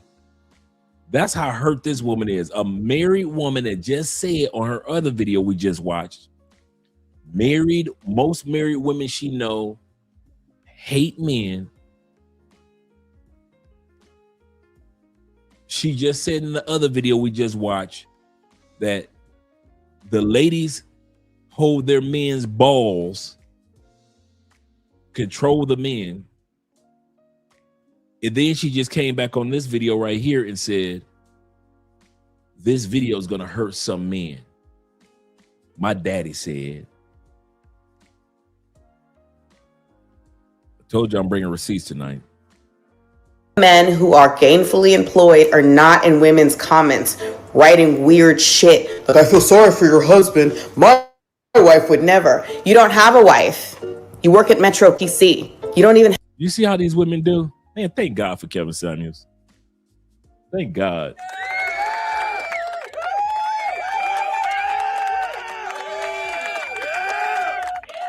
Yep, she sounds like misandry. Absolutely correct, D-Pain. Kevin Samuels said, they will come with the shame. They will come with the insults. They will come with the guilt, and they will come with the need to be right when they feel backed into a corner. It feels so good that we as men now, because of Kevin, could recognize these sinister symptoms every time we hear it. It used to be when men heard women talk like this, we'd be offended. Like, how the fuck you fuck that bitch? Now men like, wait a minute. Man, she's just trying to shame somebody. Well, pause, wait a minute. Oh, that's an insult. She trying to make me feel guilty. Why you with the white woman? She trying to make you feel guilty. Oh, wait a minute. What'd she just say? Oh, she'll say anything just so she can be right. We don't even hear what they talking about no more. We don't even get upset when they talking because we recognize it's either shame, insult, guilt, or the need to be right. And then sometimes like this young lady here, she just gives you a montage of stupidity. Have health insurance. You don't have a wife. Get off the internet. Go be a man. She doesn't address a point at all. She simply attacks men. And as a black man, we're used to this type of rhetoric. I'm pretty sure you guys know Kevin Samuels' famous acronym, shame, insults, guilt, and the need to be right. What does she say? You're broke. You don't have a wife. But this is what happens when someone can't defend their behavior. They go straight to insults. But a man's income does not change the truth of what was said. Calling a man broke doesn't make the pattern disappear. It just exposes that she actually doesn't have a real argument. A couple of days ago, I accidentally went viral for a video I did last week. So this is her third video that we're watching. The one on the corner of the screen. The video we just watched with her insulting men. And now Here's her reaction. While her husband is hard at work doing what he needs to do, she's at home making TikTok videos about other men. I wish I would come home and find out Andrea has been online arguing with men. We don't even argue in this house. I'll say that again. I wish I would come home from work. Long day. And I find out that Andrea been arguing with men on social media in the thousands. And then I find out she's been arguing with you guys about me. Bruh. Let's put it like this. You would never have to worry about seeing Andrea again on social media. Bet that. You can bet that. That one you can bet. That one, that night. You ain't never got to worry about that. And Andrea know how I am. You ain't never got to worry about that one again. What the fuck I would while I'm at work. She just going back and forth with y'all in comments, back and forth with y'all with videos.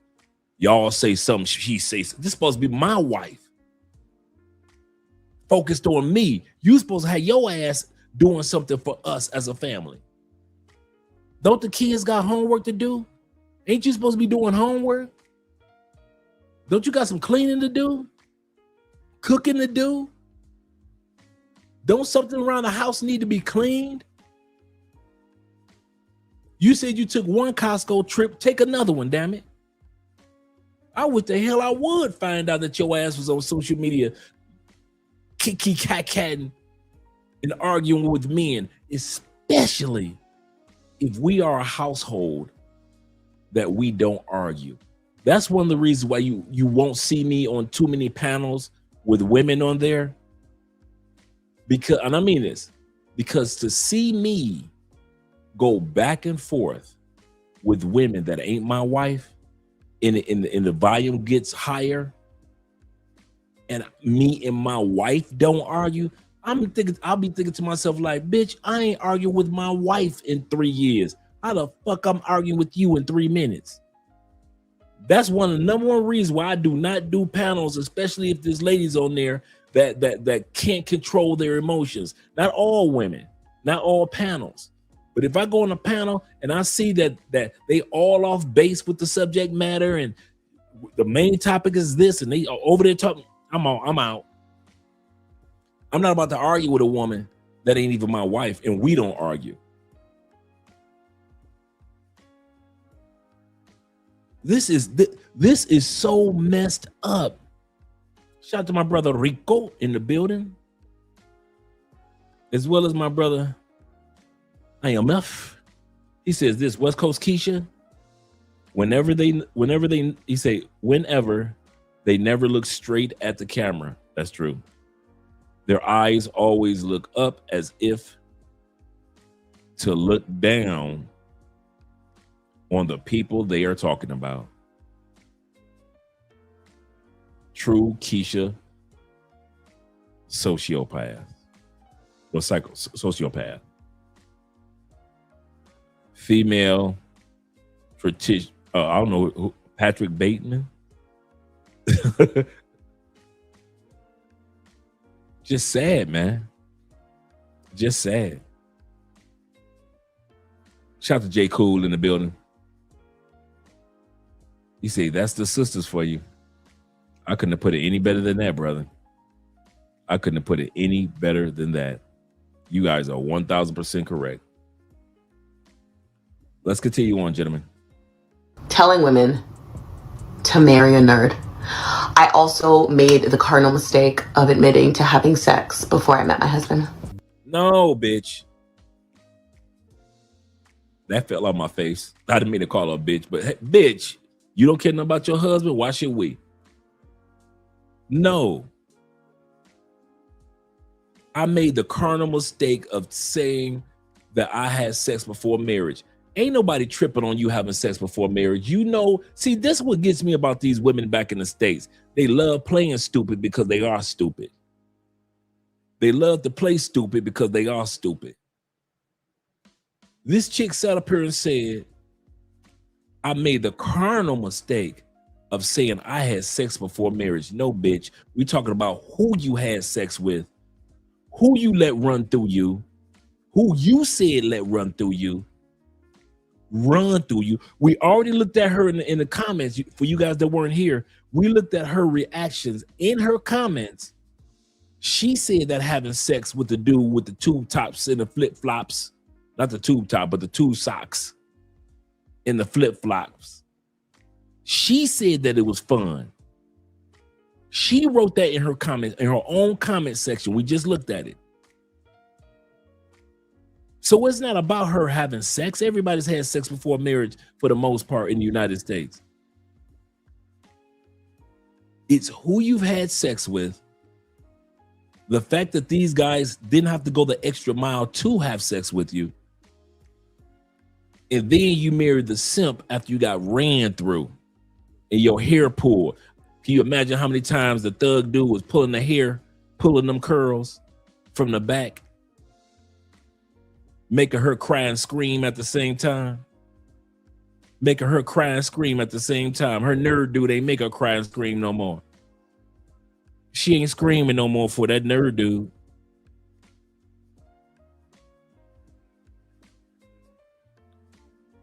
Yep, they the dumb.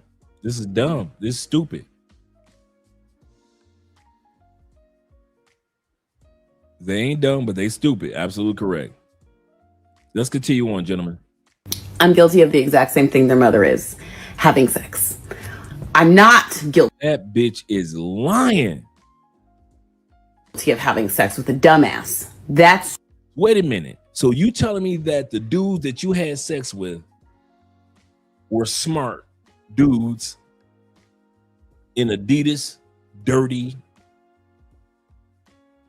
socks with the flip-flops? Those were geniuses. Because she not only made, think about it, guys. We looked at this tonight. That's why I emphasized on don't forget certain things. We looked at her original video that she said about marrying a nerd. We looked at her next video when she said most married women that she know hates men.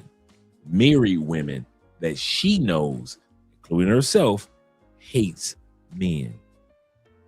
We looked, for you guys that weren't here earlier, we looked at the receipt of her responding to a lady in her comments that said, so you like dirty dudes? Dudes with dirty socks and flip-flops? Her response, for you guys that weren't here, in her own comments, in her own words, sex with those guys were so much fun. She said this. So now she's going to lie to you guys for the next few minutes. I'm going to let this lie ride, but I just want to lay a foundation. Now listen to this lie. It's true, but still. You know, back when I was still having sex with men who wore Adidas slides and nerd, I also made the cardinal mistake of admitting to having sex before I met my husband. I'm guilty of the exact same thing their mother is, having sex. I'm not guilty of having sex with a dumbass. That's true, but still. You know, back when I was still having sex with men who wore Adidas slides and dirty white socks, In my video, all I was trying to do was tell women to not have sex with the type of men who produced the dudes in my comments. And men from all across the internet are making think pieces about it. Hey, y'all knew this was coming, man. Now she trying to church it up. I just said marry a nerd. Nah, that's not all you said. You gave context and you gave a comparison. You made it very clear what type of men were good enough for sex, but they didn't even get commitment. You said dirty socks and Adidas slides. That is very specific. You told everybody what type of men were reserved for commitment. You said nerd, and you described your husband, and he's sitting there enjoying his time putting the kids to sleep while you out there sipping an old fashioned by the fireplace that he built, and he don't even know that you talking crazy about him. You don't see it like that, but men see it like that. He may not even see it like that, but I'm glad that you said this publicly so we can educate other young men, particular black men, to stay away from women like this. You know, I'm a slut, I'm a skank, I got trains run on me, my husband was my last option, I settled, he settled, may this love never find me, that kind of thing. And before I met my husband, I used to eat men like that, like the ones in my comments, alive for funsies. And I know the joke, oh, you used to swallow dick. Oh, God, make better jokes. You guys have been telling the same fucking jokes since like the Salem witch trial. Like, you know in The Wizard of Oz when the lion tries to scare Dorothy and she like goes like, what the fuck are you doing? And he goes, oh, I'm actually like, I just need some courage. Like a lot of you are just trying to figure out how to be a man.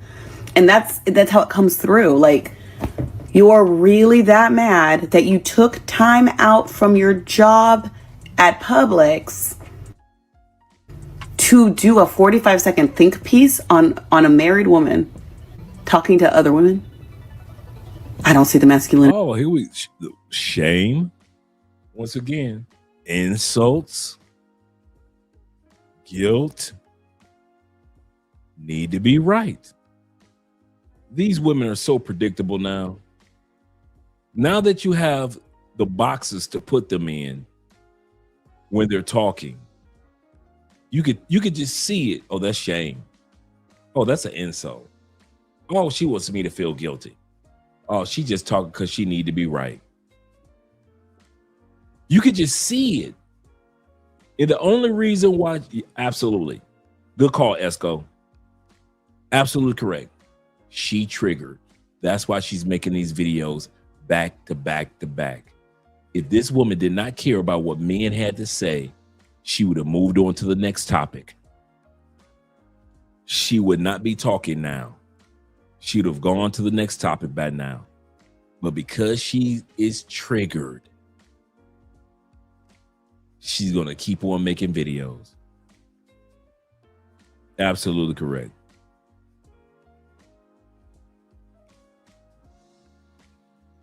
In it.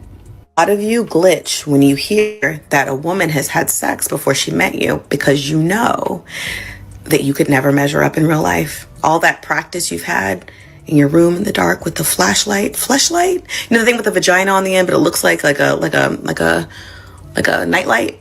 You already know that you would never measure up in real life, and a woman who has had sex with a human would know that. Which is why a woman having sex before she met you scares the shit out of you because you know you're cooked. Here comes the shaming tactics. If you disagree, you're insecure. If you speak up, you can't measure up. Listen carefully, ladies. Men are not upset because they're competing with her past. Men are rejecting the role she's assigning to their future. That's the difference. I saw this study the other day that said 50% of you have never even asked a woman out in real life. Some of the primary fears are basically social rejection and consequences. There were some differences where individuals higher in risk aversion might fear more legal consequences as well, like some kind of report to HR, the police, or even something like that. But it tends to be mostly kind of a fear of like loss of reputation. Yeah. And these guys are talking about why men don't approach women anymore. There's a method to the madness why men don't approach women anymore.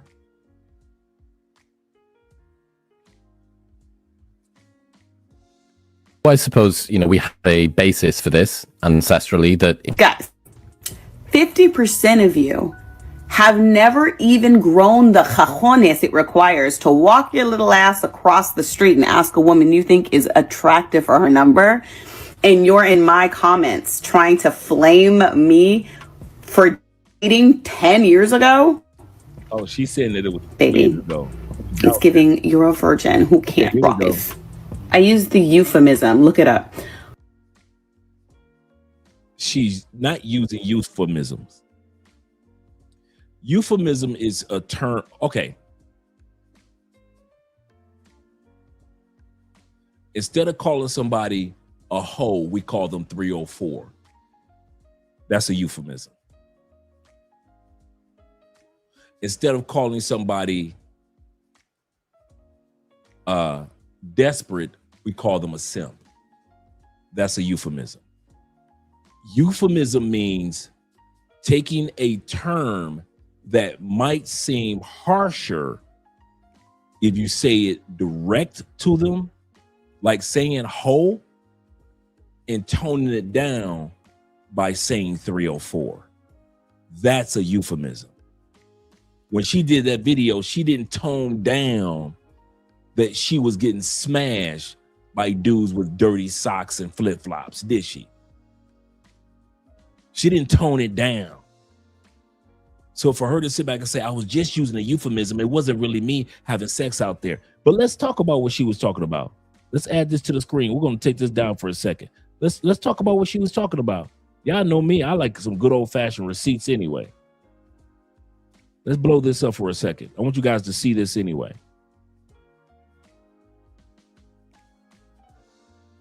Here we go. This is an article. 45% of young men. This is the article that she was talking about. 45% of young men have never asked someone out. Why? And it says that, interestingly enough, that 75% of women in the same age range of 18 to 25, we're talking about young people. We're not talking about people her age as like she's trying to sell it. I'll say this again. We're not talking about people her or my or you guys' age the way she just tried to sell it. We're talking about young people between 18 to 25 years old. Young men. But then you have 45% of men who literally have never approached a woman or asked her out. Remember the age range, 18 to 25 have never done that. And then I'm going to drop, I'm going to drop the link for the whole article for you guys to read this. So you guys can read and see all the details in regards to the whys. But I just wanted you guys to see that this woman was trying to sell it as if the adult men in her comments are a part of that 50%. But I'm going to say this again. So I just dropped the link to that article, but I'm going to word it like this. So what?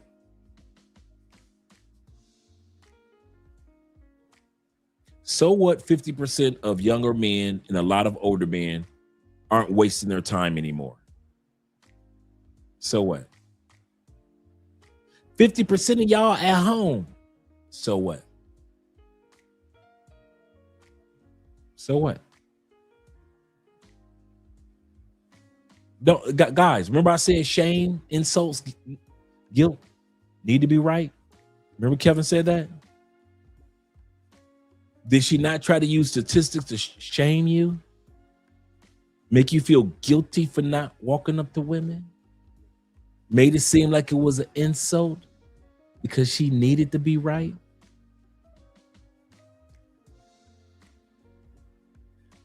I got an episode coming out called The 90s Beauty. Out of all the eras, 1900, 1910, 50s, 60s, 30s, Black women were most beautiful in the 90s. I've looked at all the eras. The most beautiful time for Black women, 70s, 90s. Not taking anything away from the 80s, not taking anything away from the 60s, and so forth. But the era where we had the most flawless beauty and the best attitudes of Black women, 70s and 90s. They weren't just beautiful on the outside, they were beautiful on the inside. They were worth the approach. That's what my point is. I'll say this again. They were worth the approach. They were worth, if she's going to tell me no, I don't care. If she catch me looking back at her butt when she walks past me, I don't care. If she's my homeboy's sister, I don't care. They were worth it back then. Women don't realize the reason why many of us don't approach. Some guys don't want to deal with the rejection of somebody that's not even worth it. If statistically 70% of Black women are either obese or overweight, just on the physical side, let's not talk about attitude yet, compared to the 90s, is it worth it compared to the 90s? Would you really want to walk up on a big bitch to be rejected compared to back in the 90s when the chick had the pineapple haircut or the Halle Berry or the Toni Braxton pixie cut? Is it worth it to have a fat chick in Walmart tell you, nah, I'm gay or I got a man? Is it worth walking up on her? Because as this Libra, if I put it on a scale and look at the 70s, the 80s, and the 90s, you ain't walking up no, hey fellas, y'all ain't got that many Aaliyahs in the States no more. Them days are gone. You ain't got that many Toni Braxtons walking around. You ain't got that many T-Bozes and Left Eye and Chilies walking around. Ain't no In Vogues walking around the United States like it used to be. I'm gonna tell you something. If I was a Gen Zer, a Zoomer, if you will, a Zoomer, that's the other name they call Gen Z, Zoomers, like the new name for boomers, Zoomers. If I was Gen Z, I'd be playing all the goddamn video games too, bro. I ain't gonna lie.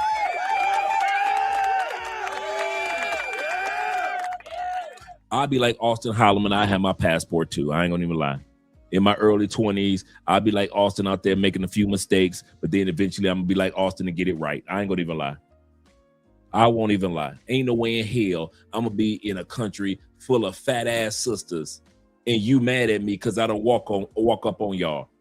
We're not even talking about them attitudes. I'm not even talking about the mouth yet. I'm just talking about when I look across the street and I'm not seeing nothing but big bitches. And I'm supposed to walk across the street and expect rejection. How much money you make from a big chick? Let's say she ain't big. Let's say she's Slim Goody. But you got to worry about them big ass eyelashes and that fake baby hair. That's what they want you to walk up on? The eyelashes and the fake baby hair. That's what they want you to walk up on. I'm going to tell you something. If I was Gen Z, I would be sitting my ass down making my money too. I would be online just like all these young men making my money too. I would be just like Austin, get myself on track and get the fuck out the United States too. I ain't gonna even lie to you, bruh. I ain't gonna even lie to you. I would do the exact same thing. If I was a Zoomer, they'd be like, Andre, you didn't talk to some pussy this year? Not in this country. Damn, dog, you ain't fucked none of these bitches? None of them. You ain't walked up on none of your coworkers? Man, fuck my coworkers. Them bitches try to get me fired in HR. Fuck that. You used to be able to walk up on a chick at work and say something. You can't do that shit no more. Them bitches try to get you fired out of spite. Out of spite. So I say to the women right now, for the men between the age of 18 and 25, that she was trying to act like it was us older men that ain't talking to that ain't getting no love or approaching women. And I'm gonna tell you something as an older man. Y'all ready? I wouldn't be approaching them big old bitches either. If you're a younger man, you got a pool of mouthy attitude, dangerous, always fighting, black and mild, weed smoking bitches to choose from. If you're an older dude, you got a whole pool of bitter bitches with a bunch of baby daddies to deal with.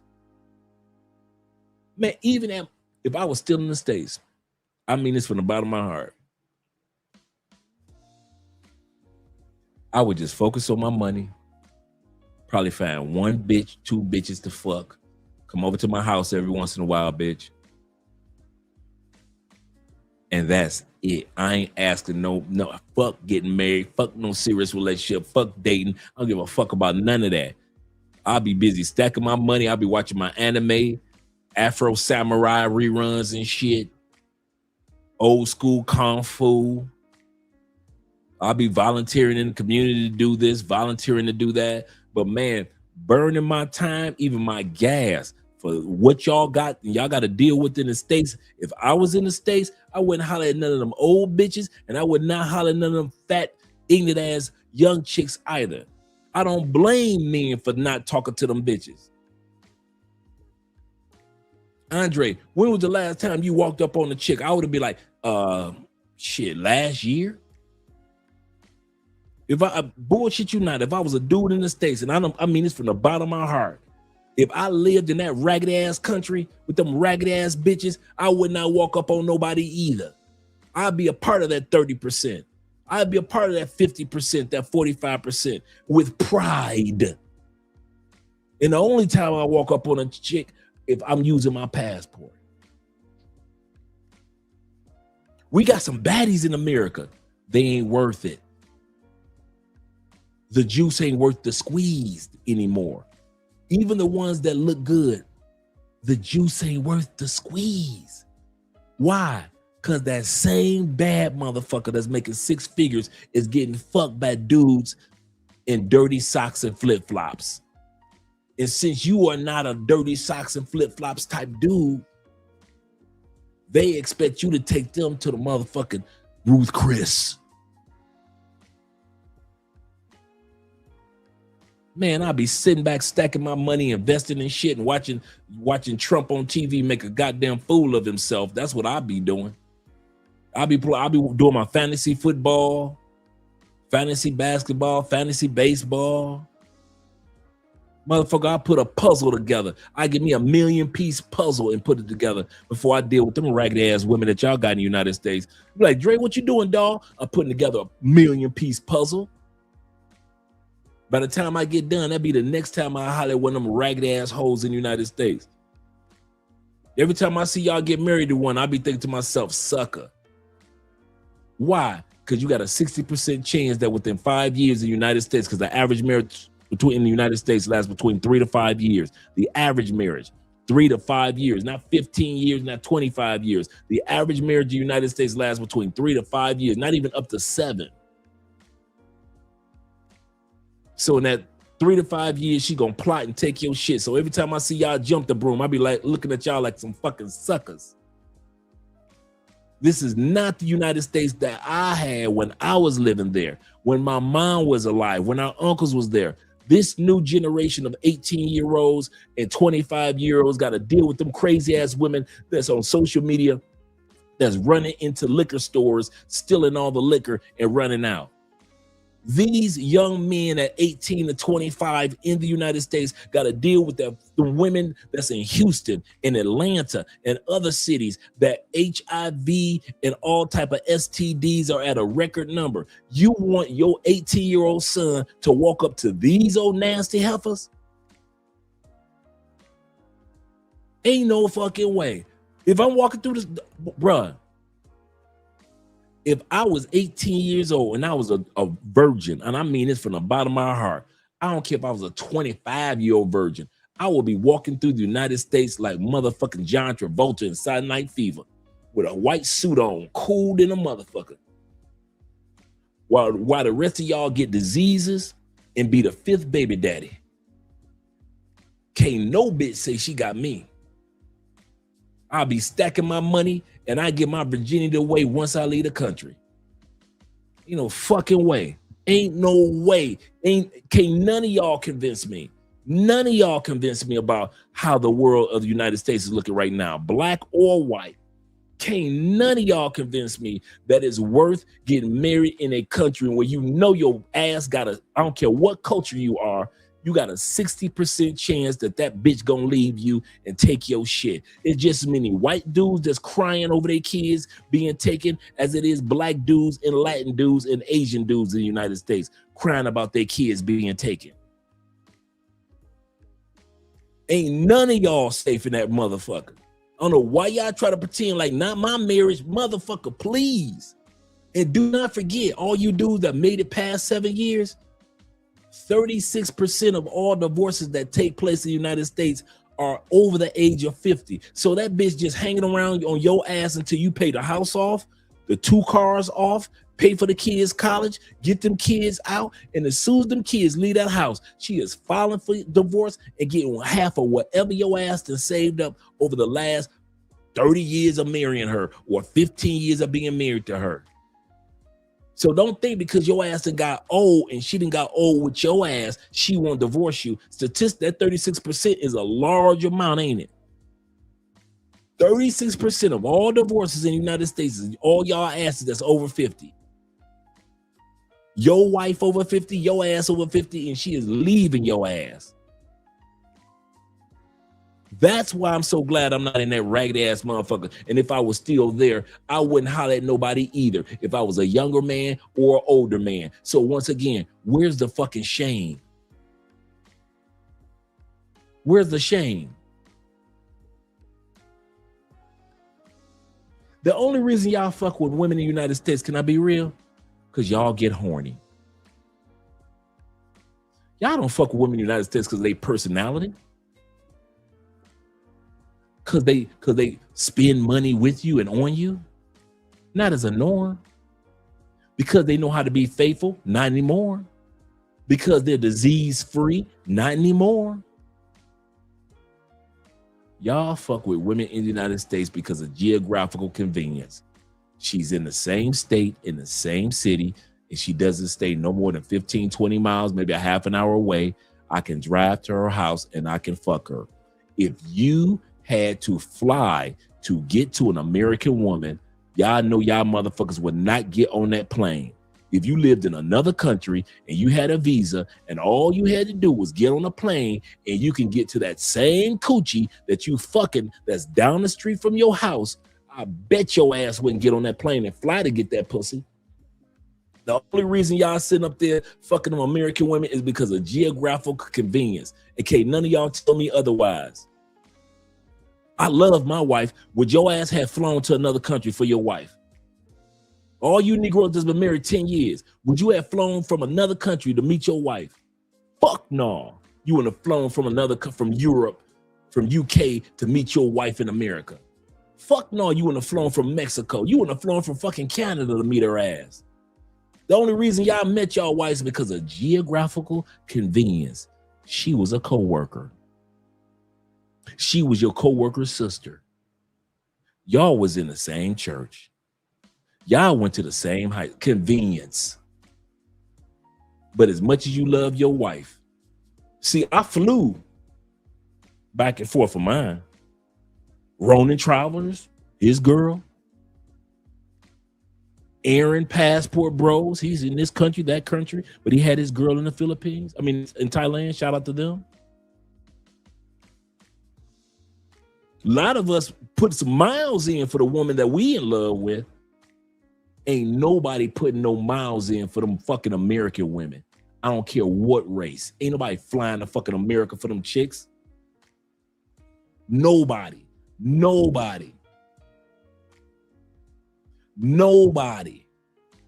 Biden could have opened up the gates and said, anybody that come to America and marry our bitches, you can get a visa. Ain't nobody crossing that border. Homeless motherfuckers wasn't crossing that border marrying American women. You caught that? Did you ever notice how many foreigners, foreign men came across that border during the Biden administration in the millions, and yet they asses didn't marry damn near no American women to stay in the country? Hey, ma, I got a wife. I got a wife here. Nobody was marrying American women in masses, and you had over 11 million immigrants, and not all of them was married. And most of them dudes was like, I ain't marrying these raggedy American ass bitches. I'd rather be homeless back in Mexico or Panama or motherfucking Venezuela before I marry an American ass woman. Half the women on 90 Day Fiance, them dudes don't hang around for. Remember the one from Atlanta, the US baddie? I think she was a doctor or something. And she went to DR and she married the Dominican chick, Dominican dude. Remember that 90 Day Fiance? Did not that Dominican dude leave that bitch? You know why? Because ain't nobody flying to our country for our women. Everybody flying every other country to get a wife. Switzerland, Sweden, Austria, Poland, back in the day, Ukraine. People flying everywhere. South Africa, Morocco, Ethiopia to get a wife. Philippines, Malaysia, Cambodia to get a wife. Motherfucking Chinese are flying to Korea, and the Koreans are flying to Japan. Brazilians flying to goddamn Colombia. Colombia flying to Peru to get a wife. Ain't nobody flying to our shit. Nobody. Don't nobody in masses fuck with American women. And why should they? Why should they? You can put that one in the comments. Why should they? All you married dudes, all you dudes that got a girlfriend in the States right now, that's listen to me right now.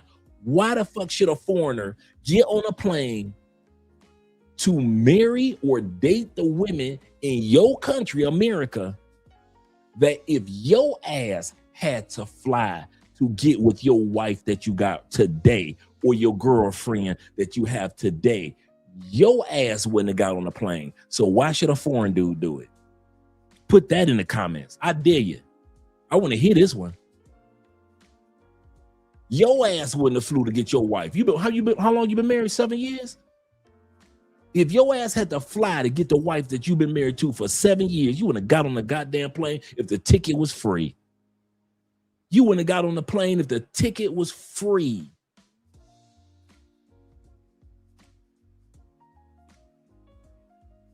I sit back and I see the hell that y'all go through with American women. I am not surprised why young men in the 50 percentile between 18 to 25 have not ever approached a woman. Now ask these dudes, are they making money or are they in college? Most of them are in college or making money somehow. Ask these young men, do they have a peace of mind other than sex? Most of them have a peace of mind other than fucking a bitch.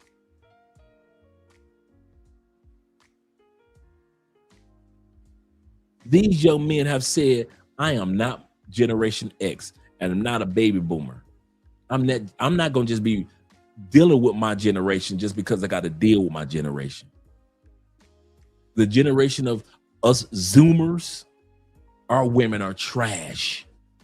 At least Generation Z admitting that their women are trash by not saying nothing to them. These are the generation of men that's not showing up to the speed dating events. They're getting off of the dating apps.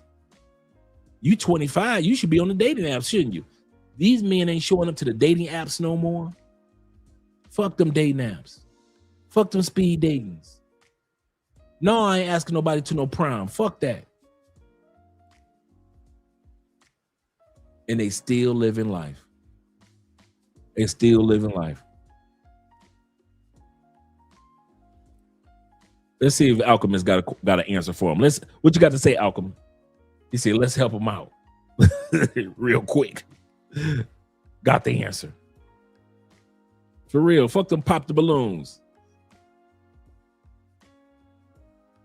Man, I'll pop a balloon on one of them bitches' eyelash. Them sharp ass eyelashes. I pop a balloon on them eyelashes. Hell yeah, man. And I'm not hating. For all you guys to think Andre must have got hurt back in the day. I had great relationships in the States. I had one crazy person back in the day, but everybody else, wonderful. And I will still tell you, even with wonderful women, and I mean this, I wouldn't have got on a plane to get to their asses. As wonderful as the women were that I had, and some of you guys can relate to me, when you just, for the most part, just had some good women in your life. Attractive, wonderful demeanors, very ladylike. I wouldn't have got on a plane to meet my ex-wife. I wouldn't have got on a plane to meet none of y'all. It ain't a woman in America that I would have hopped. Think about the baddest motherfucker in the States that you could think of. I don't care if she's an actor or actress, whatever. I wouldn't have got on a plane for none of them bitches. Your favorite one, your Jessica Alba or whatever your favorite person in your mind is. I wouldn't have got my ass on a plane and flew if I was living in the Philippines and flew to the Philippines to America for the baddest motherfucker.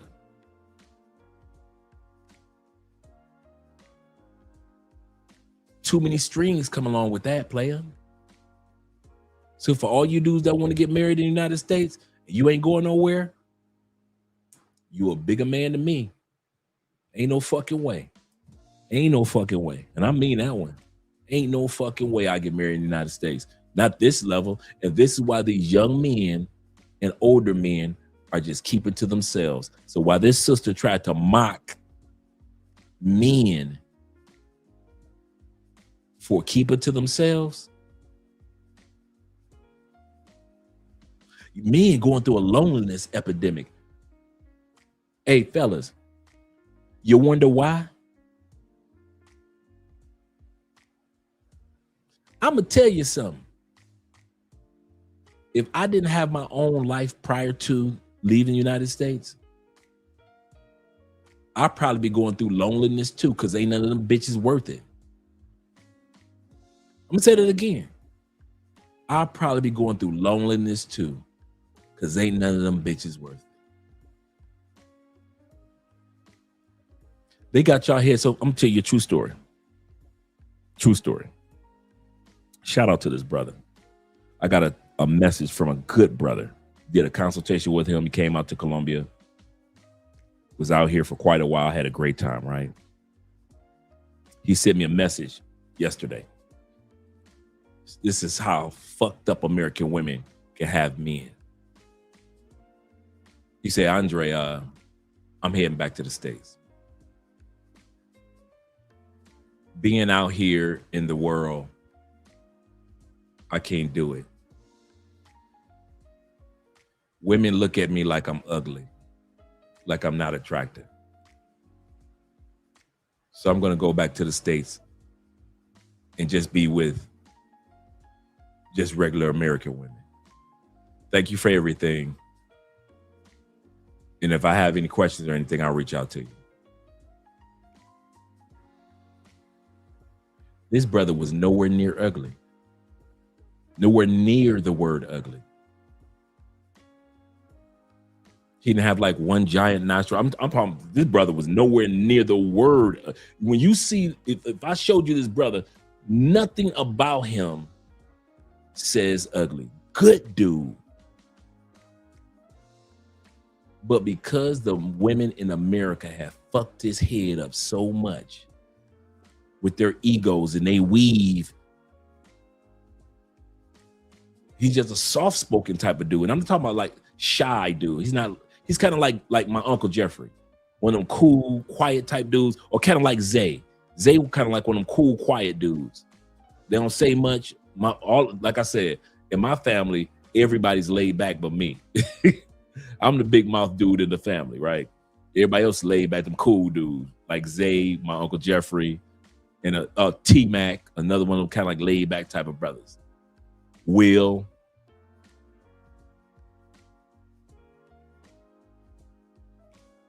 But because he was laid back, women in the States destroyed that brother's self-esteem. So by the time he came to Colombia, he thought that if them big bitches in the United States could destroy me, how am I supposed to walk up on these beautiful ladies? Not knowing that these women don't behave and react the way women in the United States act if you approach them. And he sent me the message yesterday. He said, I'm going back to the States. Thank you for everything. And I think because of that story, that's one reason why I'm so passionate tonight. And why I do so many videos on relationships to let you guys know y'all fucking around in an era of women that want to destroy you in that country. This is not against, I have nothing against women in the United States. I have everything for you. I have nothing against, I have everything for.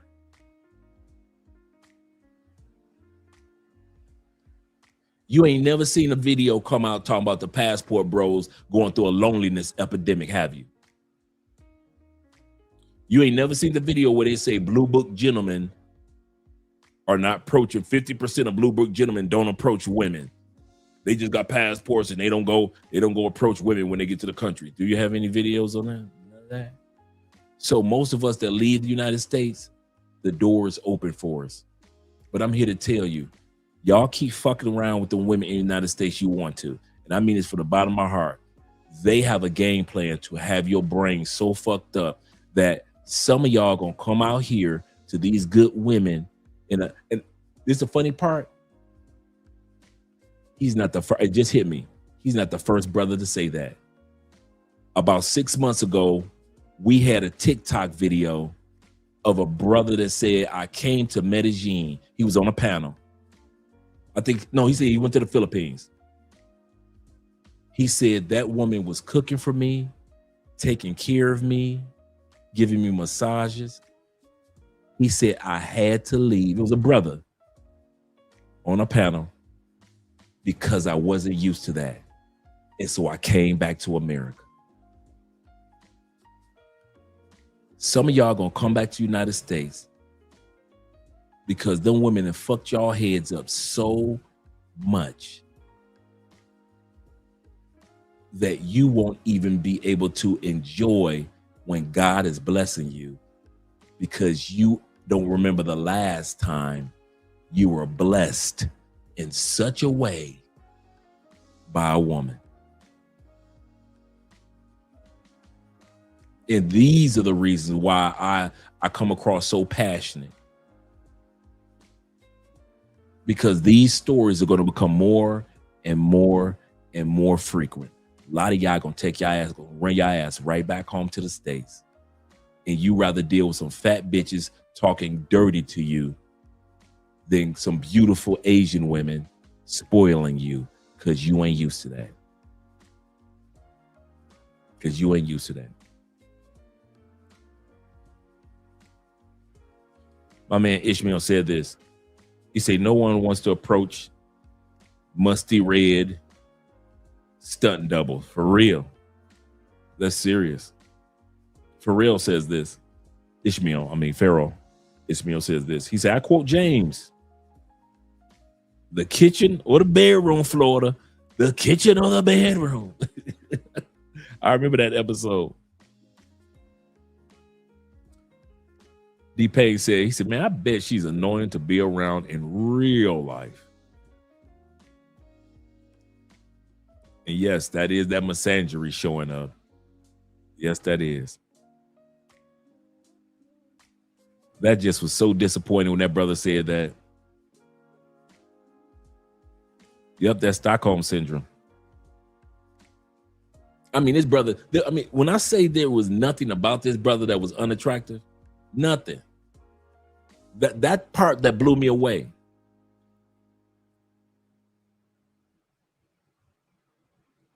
When he said that, I kid you not, you know how WhatsApp have your photo, just like, you know, on here in the comments, your photo. I actually blew the photo up because, you know, you click on the photo and it kind of blows up a little bit for you. And I was trying to see what part about himself that he thinks is ugly. He didn't have he looked like a regular everyday brother. I'm like, this brother is nowhere near a Lil Wayne, a Jay-Z, or a Steve Harvey. Now, them brothers ugly. Them brothers know if they ain't had no money, ain't no way in hell.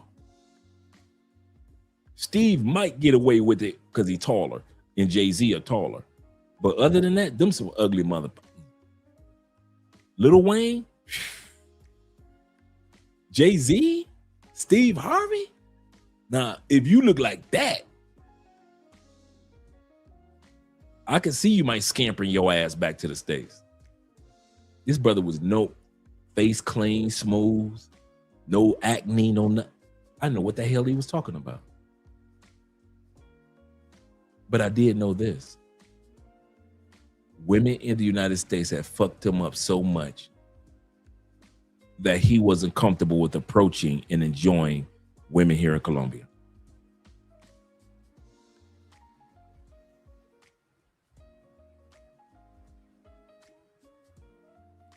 He said a brothel joint probably better than a regular joint. That's for real.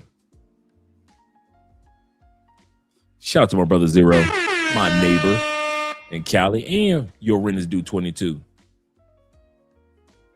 He was so so conditioned to the women back in the States. Yep, this was yesterday, man. It blew me away. I mean, good dude, good young dude, man. Probably like 27, 28. So it wasn't like he a gray-headed dude. You know, he got a nice little short haircut. And he said, man, I'm too ugly for here. I say, and I'm thinking to myself, you see how these badass bitches in Colombia be with these ugly ass Colombian dudes? Most Colombian dudes are not fucking supermodels. These mothers, Colombian dudes are not, Colombia is not known for handsome dudes. Can we all agree on that? Nobody's flying to Colombia for the dudes. Now, maybe a few in the Afro-Colombian community, but the average walking down the street Colombian dude, shit. These are not the most handsome dudes, bruh. At all. At all. They are not the tallest, and they ain't the handsomest.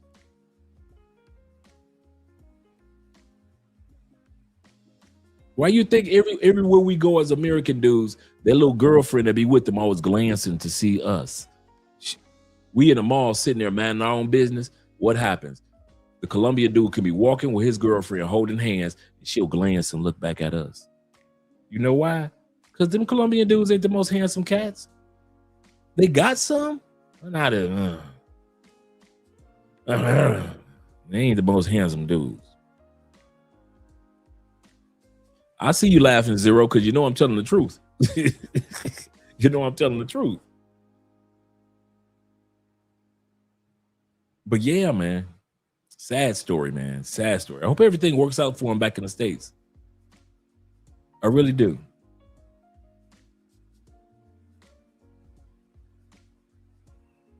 Sad. Let's get back to the video. Let's get back to the video. I'm going to remove this and bring the video back up to the stage. Of dirty socks to talk to women who is my main target about dating. And you're in my comments trying to flame me for dating 10 years ago. Baby, it's giving you're a virgin who can't drive.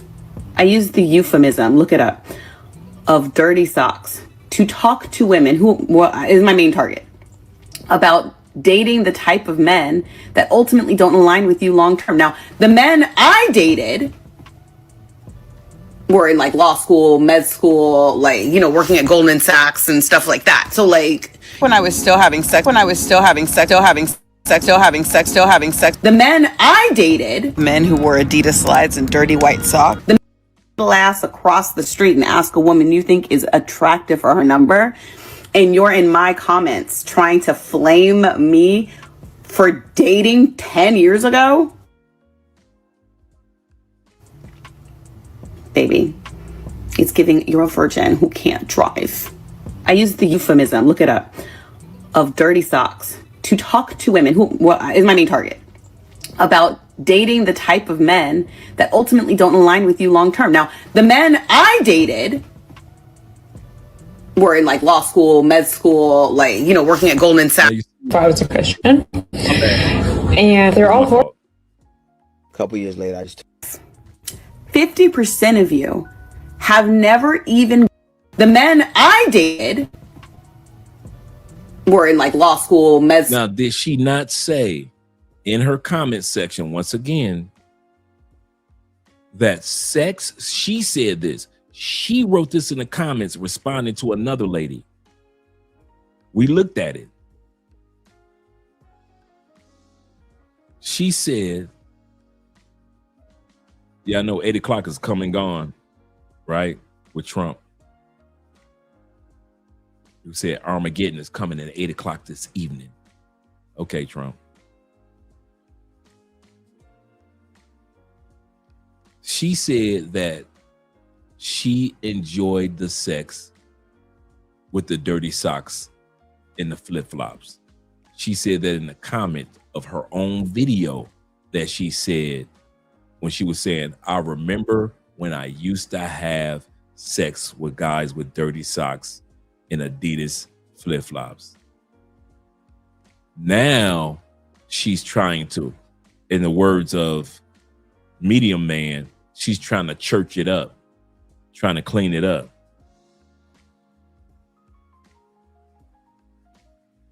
So here we go. School, like, you know, working at Goldman Sachs and stuff like that. So like when I was still having sex, the men I dated, men who wore Adidas slides and dirty white socks, the men I dated, men who wore Adidas slides and dirty white socks, the men I dated were in like law school, med school, like, you know, working at Goldman Sachs and stuff like that. So like it was a euphemism. I wasn't actually talking about like you, like. Once again, she is using the term euphemism incorrectly. Euphemism is when you are trying to tone something down to make it seem like it's not as harsh or as dangerous. And the best example is like when we say, instead of saying that person's a hoe or a whore, we just use the term 304. We tone it down. That's a euphemism. She is not toning it down. She's telling the truth about her past and not caring about her present husband situation. No. She threw out a random stat trying to shame men, hoping nobody would notice it has nothing to do with her original point. Stay focused. But let me tell you about God, though. Y'all are the same dudes talking about Russell Wilson's so gay. Can you imagine stepping up and like raising a child that wasn't yours?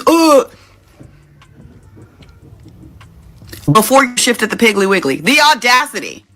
The same men who tell women who have had children that they're run through. Like your mom was. Like, the misogyny is never gonna fly for me. I'm entirely too smart And frankly speaking, I blame my father. How did your wife take that whole thing? Well, my wife didn't know about that till years. Drinking an old fashioned, waiting for. It has nothing to do with her original point. I blame my father. How did you? Okay. She said she blamed her father for how she is. So I went and looked up some receipts on her father. And here is one of them. Her dad, D.L. Hughley. He's going to tell about when he used somebody and lied about it for years. And then continue to use somebody, and you're going to be surprised at who he uses. Your wife take that whole thing? Well, my wife didn't know about that till years later. So he was out there on the road or whatever, smashes some chick, used her up, and got her pregnant. This nigga hid the baby for years. Years. Now, this is what she said, I learned this from my daddy, how to use people. Oh, okay. You kept it quiet. Yeah, because again, I was a coward. I'm not disputing that. So he said he was a coward. Wonder where this woman that's talking got that from. Because that's how she talks. Years later, the girl I had the baby with, I just couldn't take it. So a couple years later, I just told my wife. And back then, you could go to the gate without buying a ticket. It was before 9/11. So you could just meet people at the gate. Remember that? So my family would always meet me at the gate. So I had told my wife months earlier, I get off the plane, my wife is there. The girl I had the baby by is at the airport. The woman that he kept secret, the woman that he used for his pleasures, she used him, of course, got her pregnant, hid the kid, and the woman got tired of that bullshit. Even though DL told his wife about the baby, he never told the woman that he told his wife. So the woman said, fuck this. And she showed up at the airport right where DL's wife was. And she sees me and I see her and she sees me. And I don't know what was on her mind, but I got the sense she was like, oh, I got you now. So when we walked off, I walked up to her, my wife. I said, this is the girl I had the baby by. And my wife said, I'm sorry for your loss. That was that. It wasn't, well, then years later, it's a long story because it never. Yeah. So then years later, the girl, it jammed her up too, like it did me. But I wasn't the mother and I wasn't with him every day. And she started asking for money. She needed some money. And I told her my wife would have to take care of it. So the girl who he was sleeping with needed money, and DL had his wife pay for it. Because I couldn't. So her and my wife talked, and my wife started giving her money. Now, wife started giving money. So DL used his wife, used the other girl for sex, and his daughter learned how to use people. So his daughter learned how to use people like DL used the mama and DL used the other lady for years. Here's the horrible thing about that. So your wife was giving her money years later after the fact. Okay. And so the condition was that she could never ask me. My wife would take care of it. So my wife took it from my allowance that I never gotten back. So I don't know if she's still giving it to her or not. Okay. But I know that I don't get that money anymore. She took a chunk out of the pile. And I can't go, hey, are you still? I can't do that. I have entirely too much money at my disposal. So now we see where she got this from. And now she's trying to brag about having too much money at her disposal. I guess you do, ma'am. That white simp that you marry, Zaddy, if you will, is making sure you got money at your disposal. You're not lying. To give a shit. The amount of you that look like demigorgons, like true demigorgons, telling women that they are passed around. Sorry, hold on. And this is why women like this will always get married, because of the simps that's in the world. These women will always get the ring, always get the guy. Women like this, coochie blew the fuck out. You don't even get wet no more. These women will always get married because they'll always be a simp.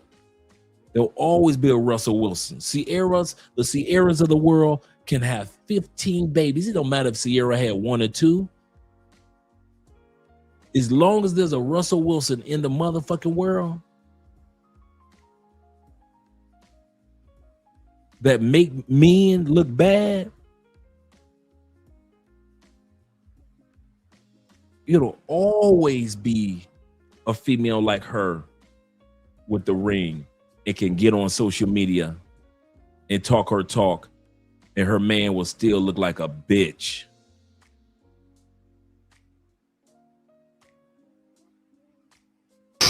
Let me talk to black men directly, because this is not about being emotional, guys. This is about being aware. Most of the time, women don't say this part out loud. And that's why we have to thank social media. We all know that black women use social media the most. So this is actually a good thing. And when other women agree with it, y'all need to pay attention. This is where vetting comes in. You need to ask questions. You need to understand her past. You need to understand how she views men. That is important, because if you don't, you can end up in a situation where you're expected to build while being compared to men who didn't have to. The reason why the dating pool is so trash is because of us, the women. I'm gonna explain. Women are so brainwashed that if you're single and that you're not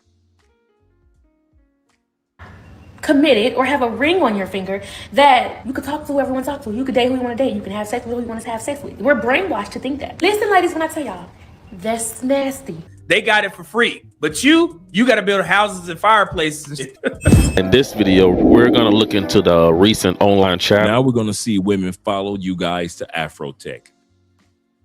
Shout out to my brother Evan in the building. It's good to see you too, brother. He said, I'm a 32-year-old tiger, soloist, if you will.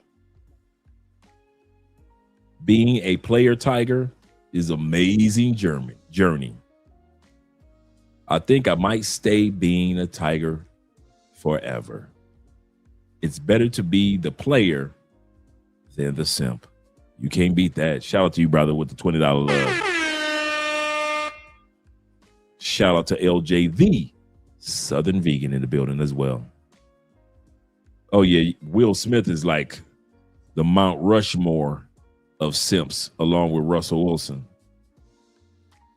And now these women are following you to Afrotech every year because they notice that some of you guys are graduating Theo's classes and getting into tech.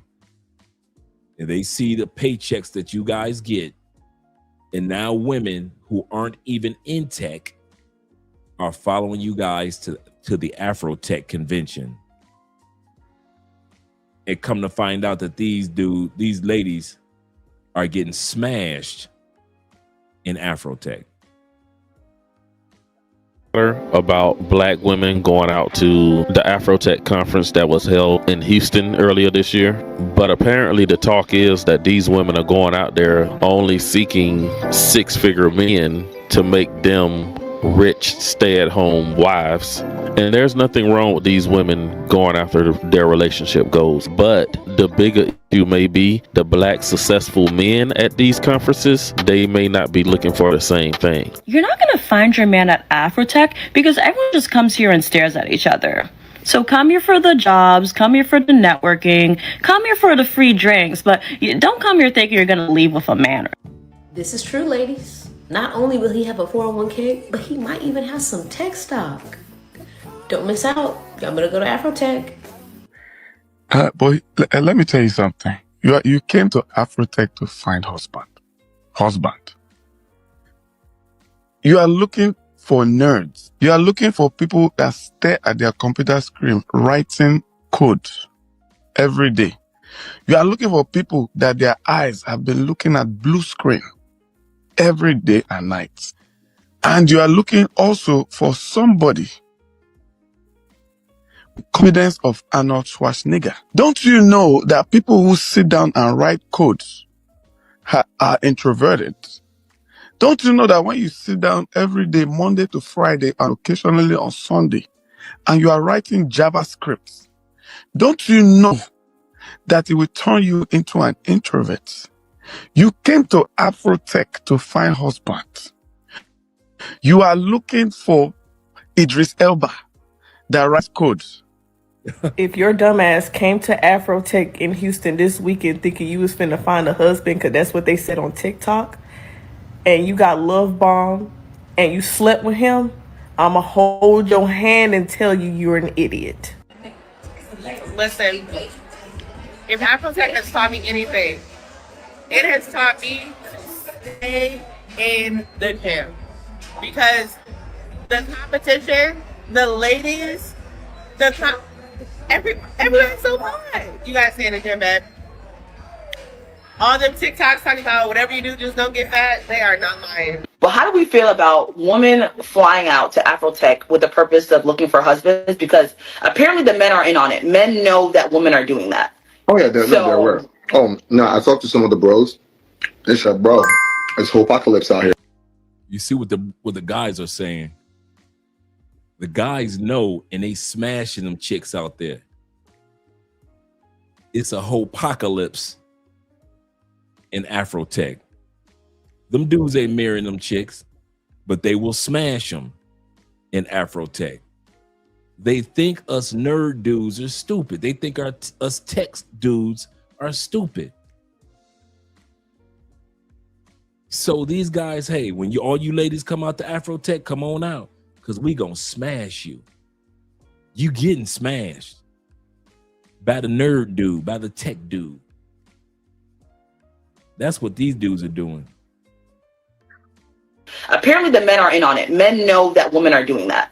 Oh yeah, they're aware. Oh no, I talked to some of the bros. They said, bro, it's whole apocalypse out here.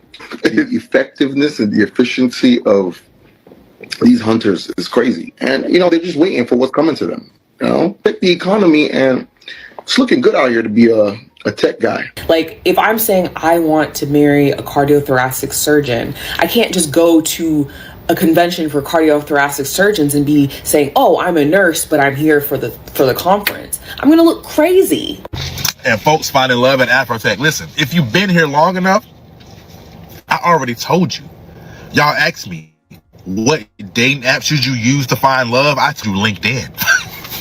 LinkedIn is the app. Did I Why? not say that? These chicks are checking for you on LinkedIn. They in your LinkedIn DMs, fellas. They in your LinkedIn DMs.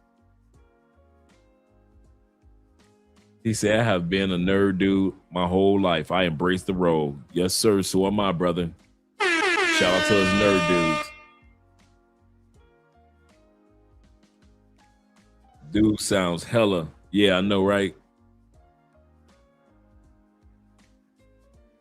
Alan says they be at those Comic-Cons and all the nerdy events. Yes, they do. They come out to the Comic-Cons too. Oh, we're going to look at that tonight. Zeta says, but Dre, I thought I heard, I thought that nerd guys was corny and lame. Now they're on our meat. But it's just like the one brother just said. The economy is making tech guys look good. Making you AI guys look good. You cloud engineers look good. Cybersecurity guys are looking pretty good now. Hell yeah, I'm proud to be a nerd. I ain't gonna lie about mine. I ain't never lied about mine. Even when I was a thug, I was proud to be a nerd. Are these females aware of HIB raids in Houston? Yes, and they've had the convention there twice in Houston. Because there are all these conventions, these conferences, these summits, these gatherings of professional people, these doctors, these lawyers, these engineers, tech people, right? And they all make good money. You find out where the conventions are, the conferences are. They're normally at a convention center in a hotel or near some hotels. You go to the bar of the hotel that the convention is at. You looking fine, you looking pretty, you looking handsome and dapper. Jay-Z. And there's going to be all these fine. Shout out to JC in the building. He said, "Warm regards, Dre, and to everyone present in the lecture. May you all live life to the fullest and prosper." You as well, brother. You as well. Professional people that make good money just walking around. And if you find, they find, more than likely, they'll come talk to you. That's the play. So this Afrotech shit, that's the playbook. I already gave you a playbook. But the truth be told, a lot of the men that's in these guys are not going to these events playing games like that. A lot of these guys are open to finding a relationship or even a marriage. They just not looking for a woman that's, you know, combative or arrogant. When a lot of guys become successful like this, they start to think about serious things like starting a family one day. And when a man is thinking about starting a family, he want to make sure, you know, he picked the right woman and wife to raise his kids. So in the meantime, he will go to events like Afrotech and all that stuff to, you know, hopefully find what he's looking for one day. I am the ultimate nerd. There's no other human being living in this timeline that is quite like me. I play PC, I play console, I play handhelds, I play laptops, I play VR, I build PCs, I have arcade. Now, my man Nerd Game, this dude Nerd Game, yeah, I ain't gonna hate. This dude might be the ultimate nerd. Let me bring that beat back. Protect and all that stuff to, you know, hopefully find what he's looking for one day. I am the ultimate nerd. There's no other human being living in this timeline that is quite like me. I play PC, I play console, I play handhelds, I play laptops, I play VR, I build PCs, I have arcade machines, I have a racing sim, I collect headsets, I love Marvel, I love DC, I build Gunpla, I have statues, I have action figures, I play card games, I collect Lego sets, I read manga, I watch anime, I have Labubu, I love Crocs, I soda pop, I have a Shark PC, I have a life-size Iron Man, I touch grass, I love my wife, I love sneakers, I play music, I listen to K-pop, I love watches, and I play sports. I'm the culmination of everything nerdy, geeky, pop culture, and beyond. And that is why she's like a 7.5, but she has a lot. My man, the one.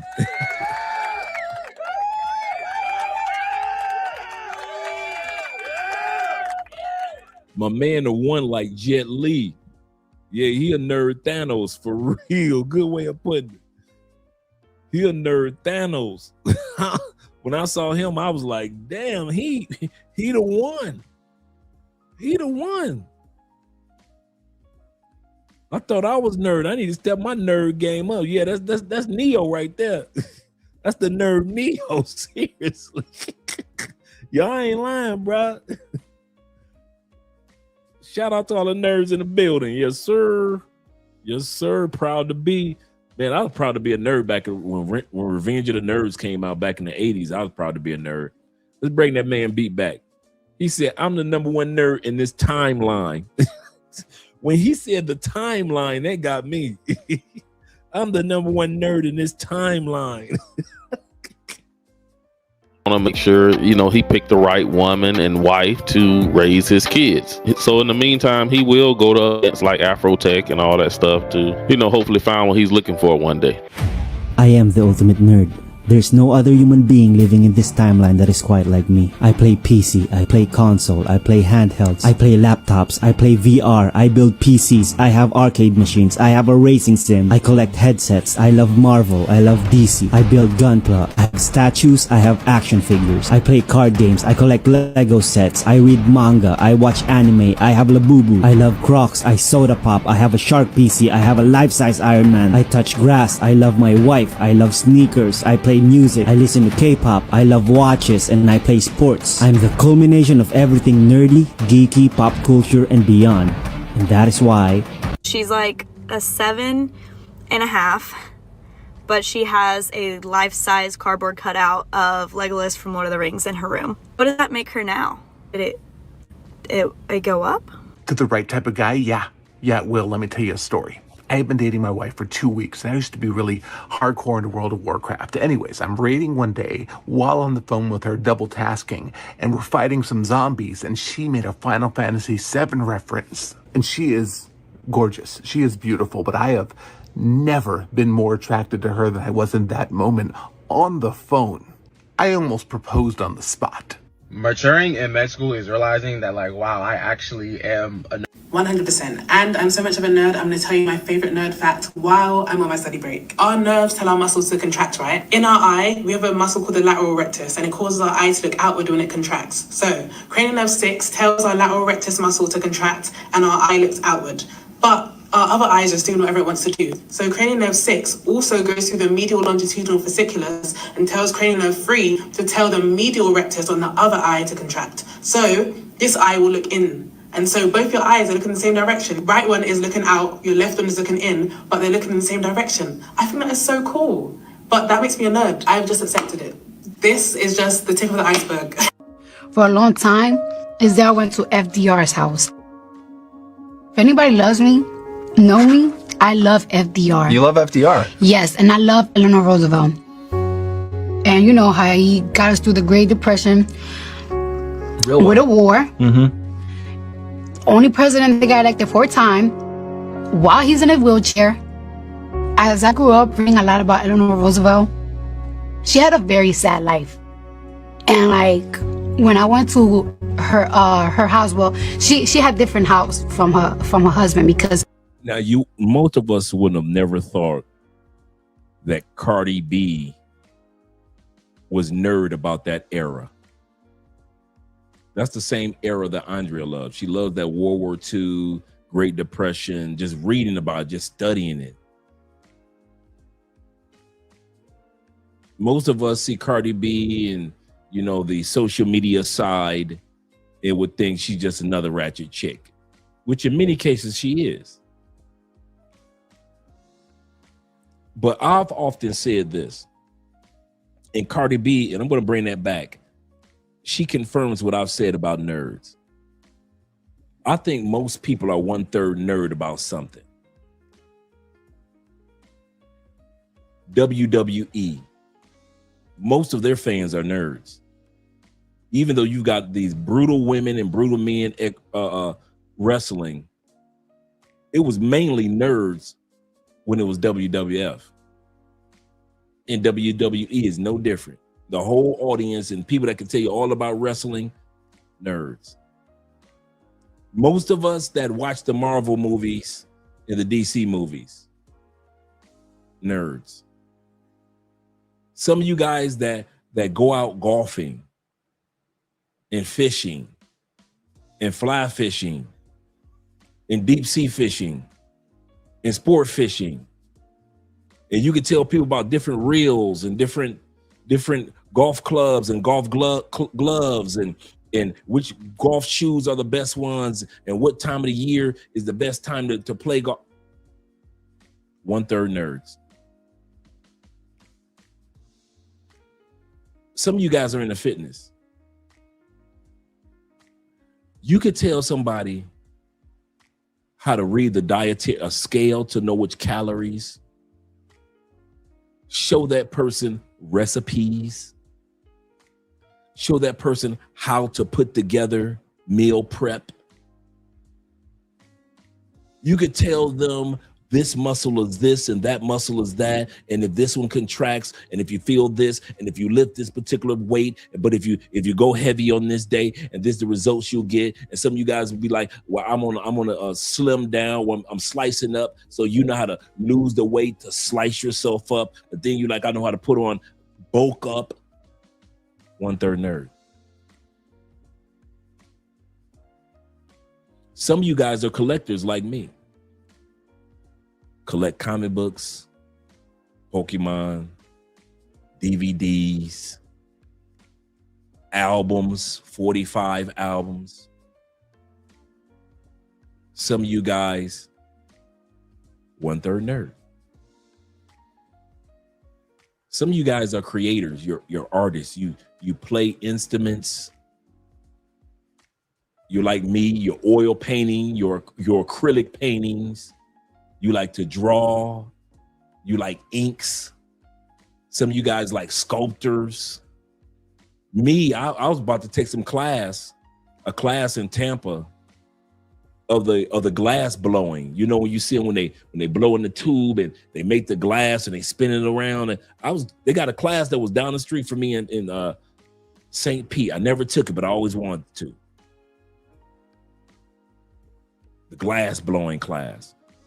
1/3 nerd. I believe that everybody that has a passion is 1/3 nerd about something. What do I mean by nerd? Nerds are usually passionate about something that they don't give a damn about what other people think. Nerds are dudes that have or women that have a passion for something that makes them so happy that they do not give a damn about what y'all think about their puzzle collection, their Lego collection. In the next couple of years, I'm going to have some, when we buy our house, I'm going to have on the wall the autographed Kobe jersey, the autographed Isaiah Thomas jersey, the autographed Tom Brady jersey.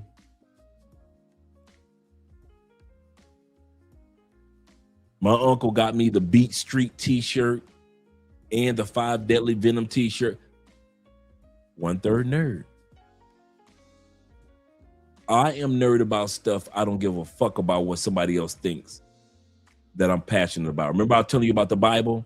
Most people read the Bible for their spiritual and growth in a relationship with the Lord. So do I. But I'm nerd about the Bible. Don't tell me about a king, because now here I go doing homework about King Nebuchadnezzar and how old he was and what was going on during that time period of the kingdom. Bruh, I read the Bible like I'm reading Lord of the Rings, bruh.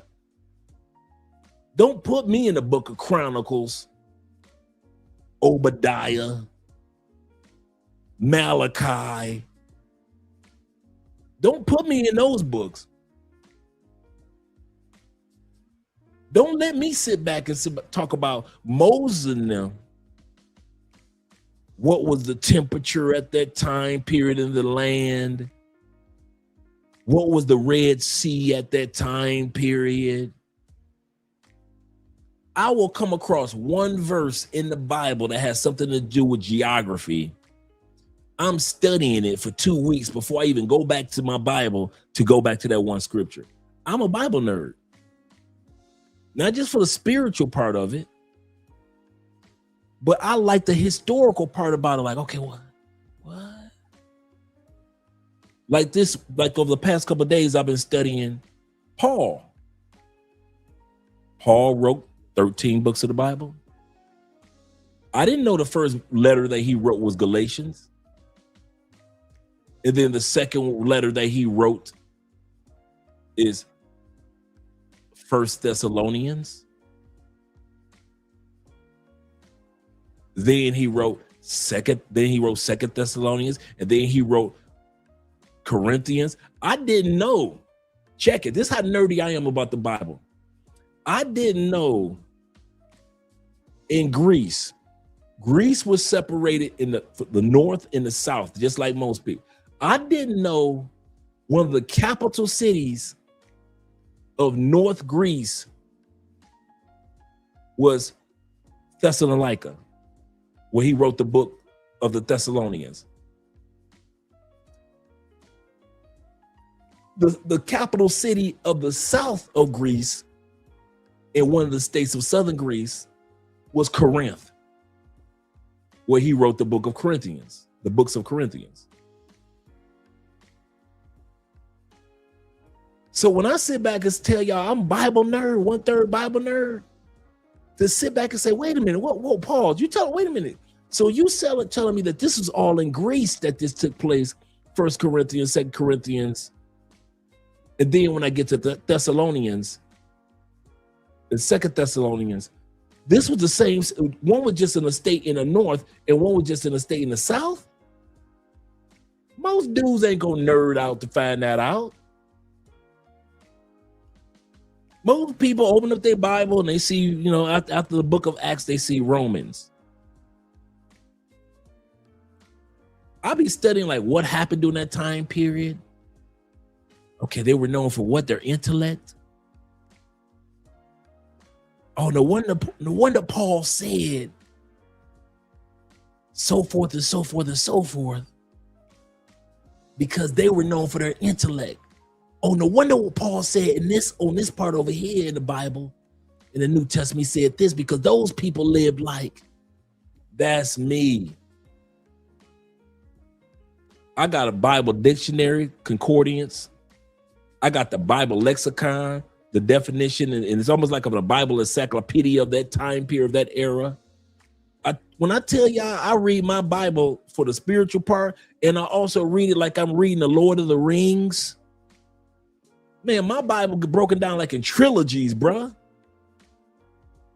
Man, don't let me get in. Man, 1 Samuel, 2 Samuel, Kings, Chronicles.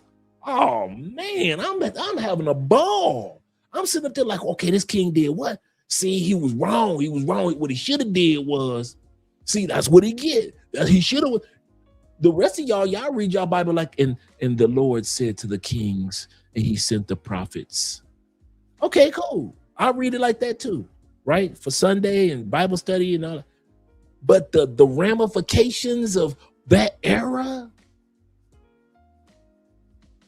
the Persian Empire, the Babylonian Empire, the Roman Empire, the Greek Empire. Yeah, man, I'll be nerding out on my Bible, man. I don't be reading like, and thus the Lord saideth. That's cool. I'll be nerding out like I say, if he said, and Moses split the Red Sea. Okay, what was the water temperature of the sea? I wonder what the water temperature was back then. I want to know everything as if it was actually happening. And David went off to war. I'm like, what? But wait a minute. God told Saul to decimate all of them. He ain't even do what he's supposed to be doing. Uh-oh, Saul, you in trouble, dog. You in trouble, dog. That's how I be reading my Bible. I be excited. We all are 1/3 nerd about something. 1/3 nerd to me means we're all passionate about something that we don't care about what anybody else thinks about us. That is our passion. Some people are kite flying. Some people are 1/3 nerd about traveling. We do not care about what somebody's got to say about our passport stamps. We are going to still travel. 1/3 nerd. You are passionate about something that you do not care what anybody else say. They can laugh, judge, don't matter. You're going to keep doing what you're doing. Yeah, I know, right? I know, I like stuff like that, bro. I kid you not. Like, what? Like, I like, for years I studied Rome. Everything about Rome, man, I studied. Each emperor, the Roman Empire and the Roman Republic. Yeah, man. The Assyrian Empire. Oh, yeah. Every time the Jews went into captivity, I'm like this. Here we go. Bring on the book of Joel. And you sit back and you start doing your homework. You find out, well, this country was like, whoa, I think it was Malachi I was studying. Was it Malachi or Micah? And when the Jews got captured by the I forget the name of the empire, because this is the same empire, the Babylonian Empire. The Jews got captured by the Babylonian Empire. They had cousins that lived on top of a hill. The Edomites were the cousins to the Jews, Israel, by way of Ishmael being the brother of Abraham. Being the brother of Isaac. So the Jews thinking like, man, we ain't gonna get captured because we got our brothers up in the hills that we can run to. And the way they got their kingdom set up, can't nobody come through there. And when they ran up in the hills to their brothers, the Edomites sent their ass right back down the hill to the Persian Empire. That's where you got the book of Daniel and so forth, with King Nebuchadnezzar and so forth, right? I mean, the Babylonian Empire, I say Persian, but the Babylonian Empire. The book of Micah.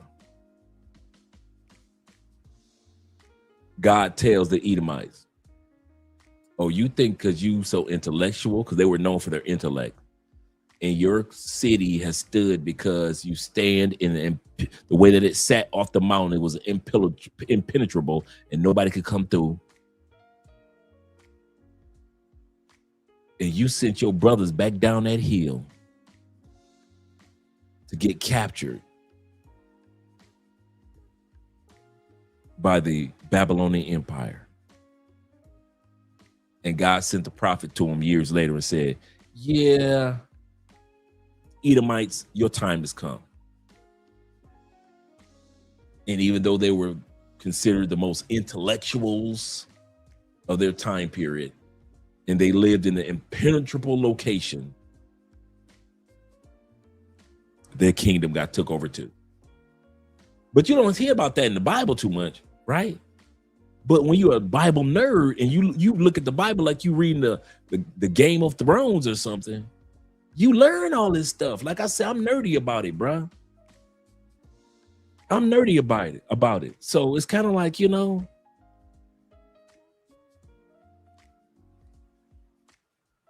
but let's go back to the video because we got so much to do. I know we could talk about the Bible and history and all that stuff. Oh, yeah. Yes, sir. Yes, sir. He said Dre is a wild dude. He goes fluently from crazy American bitch to study. Yes, sir. I know, right? I've been trying to tone it down. I've been trying. But then he's... You know, FDR mama, she was always around, like, and she ain't really like that. Like, I won't lie. There's a lot that people don't like about Cardi B.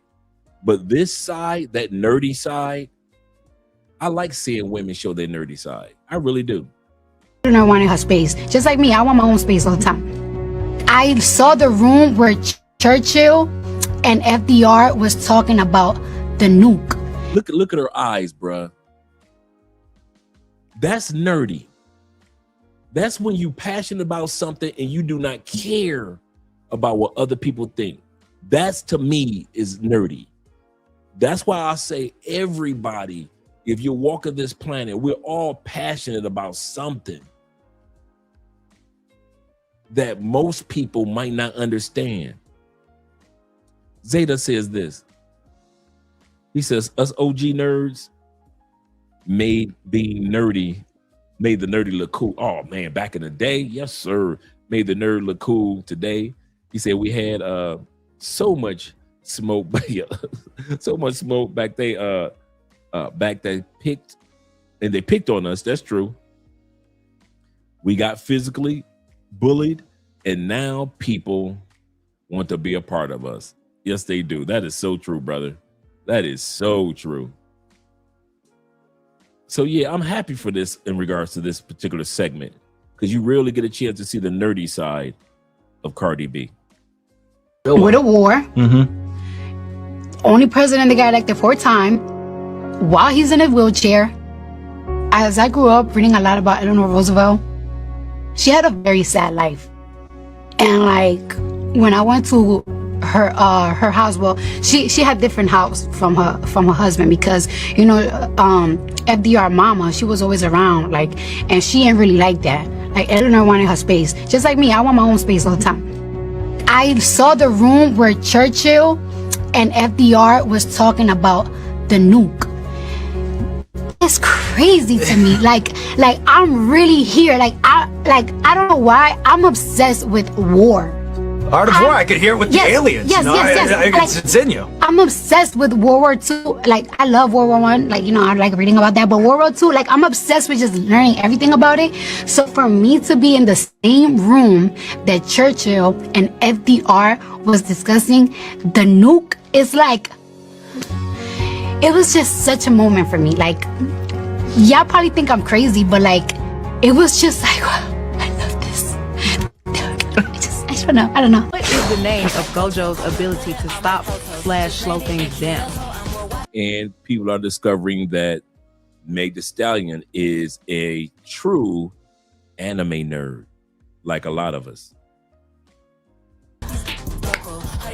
Is it Infinity? Who is Gojo's best friend?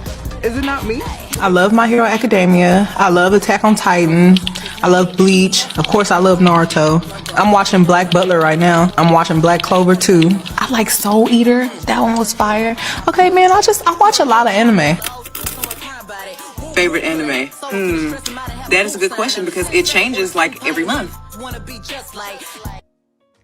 Ready doing my makeup, I can't stop and read the subtitles. So I mean, when you have time to, watch it subbed, I would highly recommend watching it subbed. Family Frankie, questions. We have a lot of questions. Give us 10 seconds to care about DC.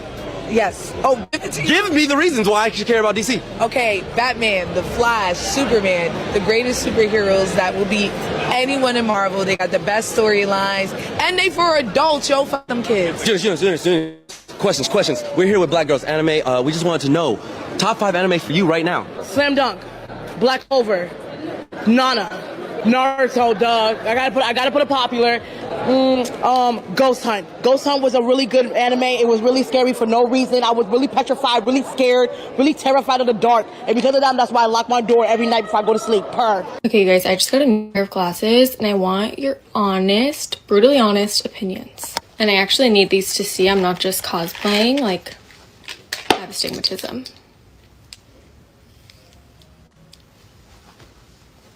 That's the one thing that most of us can agree upon. Most hot chicks are blind as hell. I don't know what it is about attractive women and their eyesight. It's like God said, I'm gonna give you everything, but your butt will not be able to see. I have never been with an attractive woman that could see. Every single attractive woman, I have not had a 20/20 vision hot chick ever. Every attractive woman that I've ever been with can't see for shit. Which I love, because I love seeing women in glasses. But yeah, they can't see, bruh. I don't know what it is. Yeah, man. You be seeing hot chicks, man, and when you get to their house and they put their little hair up in a ponytail and everything, and they pull them glasses out, and you be looking like, oh my gosh, you look good in them glasses. And it don't be for fashion. It's because they can't see. Like Andrea, Andrea got like 2-3 pair of glasses walking around in this house. She got one that she has for reading. She has another one that she has just around fashion.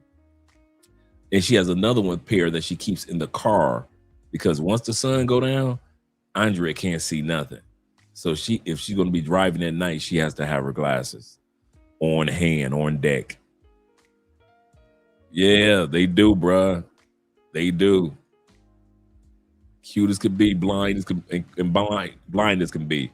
That's true, man. Hot chicks be blind. Is it giving cool, sexy librarian?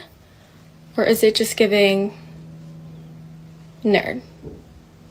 And I don't mean nerd in a derogatory way. I think that's actually a compliment because nerds run the world. But all the girls on Instagram looked so cool. So what is it giving? Be honest. It's too late to return them because I already got my prescription in them.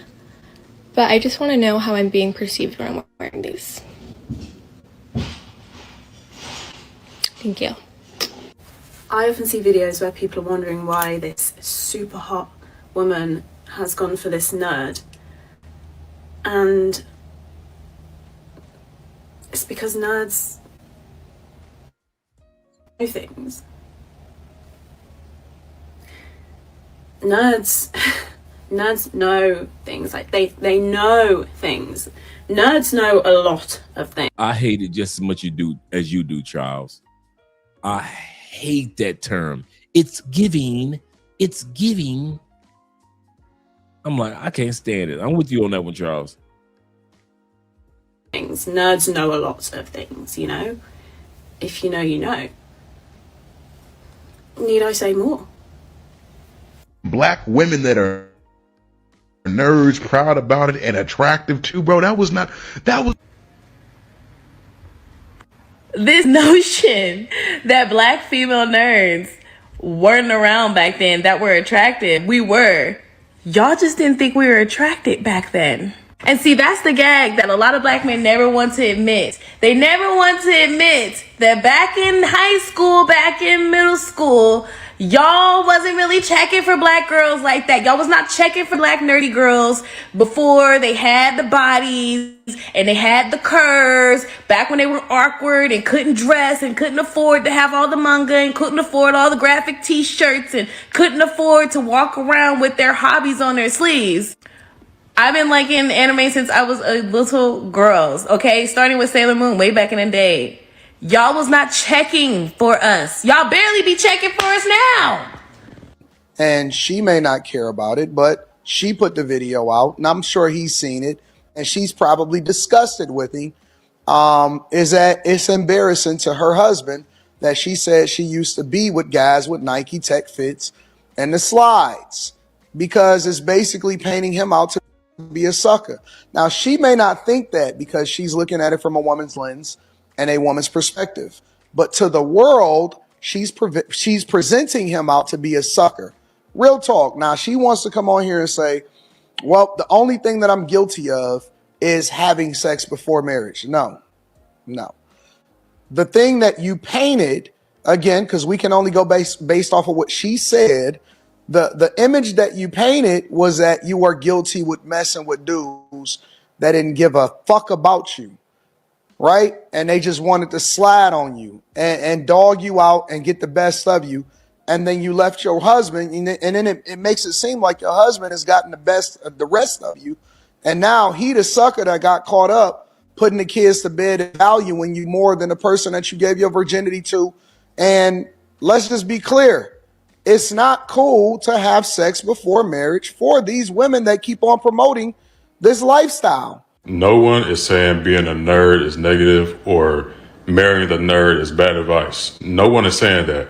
The problem is when women say marry the nerd, they also add something else onto it. They say marry the nerd, have fun with the dope boys, the athletes, this, that, and the third. And then once you're done having your fun, marry the guy that's going to give you this great life. That's not cool. That's like a diss to your boyfriend, husband, whatever. Like, I'm not sure why people can never see the problem with that, but it's a problem.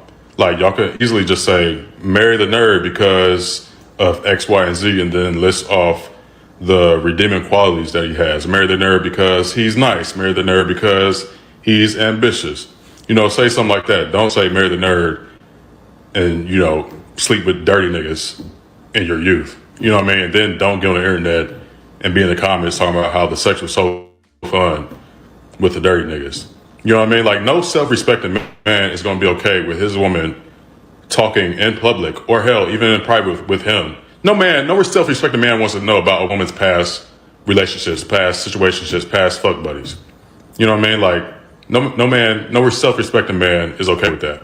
Especially not on TikTok for the whole world to see.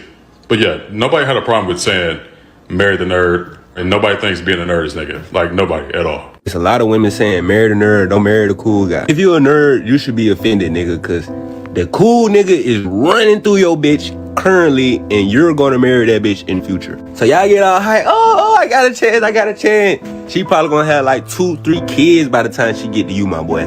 You feel me? You just gonna have to take on that responsibility, because nigga, you the nerd, you go for the shit, and that's just you. You feel me? But that woman saying marry the nerd, that's the most embarrassing thing you can do to your husband. Because you aren't even attracted to him. You're attracted to how he makes you feel. Ain't no. I like how DJ said. He said, "No, I'm glad she said it. Hopefully it gets more dudes to think about if they are with a woman thinking they are a backup plan." I agree with that. I'm glad these women are coming out saying some of the outlandish things, and so you guys are hearing the truth. Charles said, "I ain't taking no shit." I don't blame you. I know, right? I know.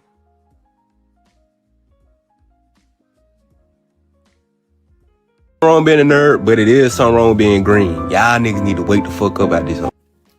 So guys, beautiful women tend to be some of the nerdiest women. What I mean by that is a lot of women are also into things that are like subcultures, right? So for instance, things like cosplay or video games or gardening. You'll find that a lot of beautiful women are into things like that. They're not necessarily into typical mainstream things. Not to say that you couldn't find a beautiful, attractive woman who would be, right? But a lot of times a beautiful, attractive woman may be into things that you may be interested in. And so by finding somebody who's interested in the same things that you're interested in, you may come to discover that, damn, not only is she beautiful, not only is she sexy, but she's also into the same things that I'm into. So don't sleep on the fact that some of the hottest women tend to be some of the nerdiest women.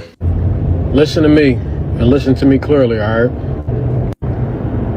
I don't know where this left field, date the nerd propaganda then came from, but I'm telling y'all now, as a nigga who got made fun of for liking Pokemon and Yu-Gi-Oh! And video games and anime and all that other shit, y'all best to not put the ball in our hands. The shit's gonna get bad. Matter of fact, I'm gonna give you an example, right? You know how, and it's not right, disclaimer, it's not right at all. I don't agree with the rhetoric or narrative that I'm about to regurgitate, but the fact of the matter is, it's a thing. You know how niggas was like, oh, nobody ever liked big girls before, and then niggas start trying to talk to the big girls, and now they run around with the egos and the attitude like they blase blah. If y'all think the battery that y'all put in plus size women's back was bad, wait till y'all see what the fuck happened with them niggas that really get into the anime and the rest of the shit that y'all deem nerdy. Just wait. Go ahead and make niggas that like anime and all that other shit. I think the shit's cool. I always thought it was cool. I never really gave a fuck what none of y'all said. But go ahead and make that archetype or that person the person of interest or the standard. This shit gonna turn into Raccoon City real fast. Listen. He ain't never lied. He ain't never lied. You know why? Passport bros and blue book gentlemen. All of us that they had something that the ladies in the States had something to say and talk about, as we as men, no matter what race, color, or creed, started traveling and start getting these hot chicks in other countries, boy, by the time we got back to the States, man, fuck you American women. I don't give a fuck what you talking about. I don't care what you saying. If you think the passport brothers are bad who leave the United States because we getting baddies, can you imagine the nerd brothers that stay in the United States ain't gonna be putting up with shit? Once them nerd dudes really come to realize the value of who they are, them niggas gonna be walking around like they all Steve Jobs. They gonna be walking around like they invented the goddamn cell phone itself. I kid you not, man. He absolutely correct. If y'all think the battery that they put in the back of fat chicks was bad, to where fat chicks walking around like they think they tens, you go ahead and keep on hyping up these nerd brothers, ladies. You gonna get y'all gonna get your feelings hurt. Y'all gonna get your feelings hurt. This brother 100% correct. You think the thugs did you wrong. You think thug dudes ringing through you. You think dudes with dirty socks and flip-flops was running through you. Let these nerd brothers find out their own true value. Once these nerd dudes found out they got value, man, it's gonna be crazy.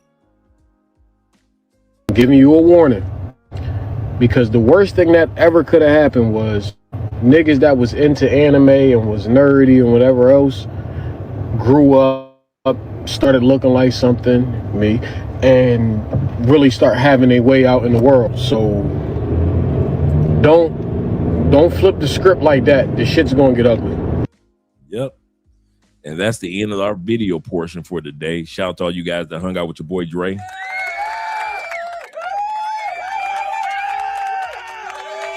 Absolutely correct. Zeta says, Dre, he said, I always do that. He's always do.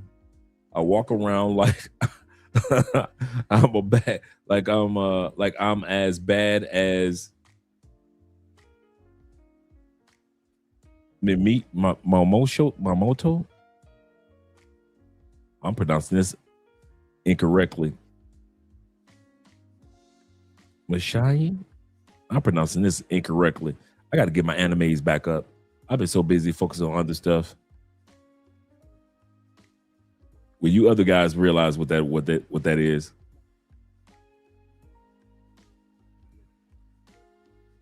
They want you to know that they want you to know your true value, like Kevin Samuel said. Absolutely correct. Oh, the samurai. Okay, cool. Yeah, man. I kid you not, man. So shout out to all you guys, man. Shout out to you guys for supporting by way of PayPal, Cash App, Super Chats, the Patreon.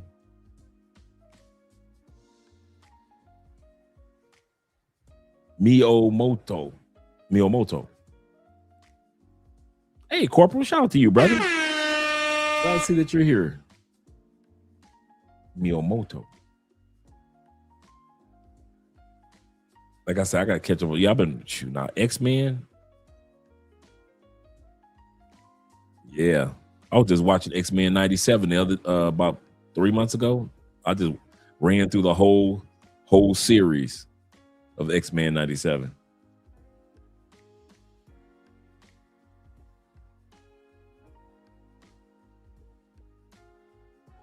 The baddest swordsman. What's the okay? Okay, all right.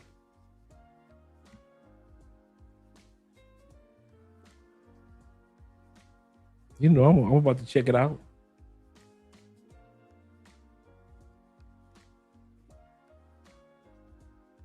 Yes, sir. The champion head cutter. Okay, bet. I'm in. All right, guys, let me do some outros with you gentlemen, and I'll be seeing you on Wednesday. Shout out to all you guys. Let me go right here to some outros.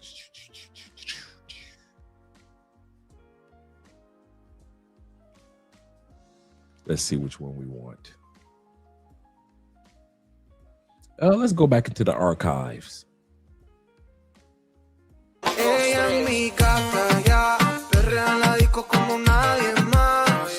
Ella es mi gata, yeah, ella es mi gata, ya, ya, ella es mi gata, ya, perrea en la disco como nadie más.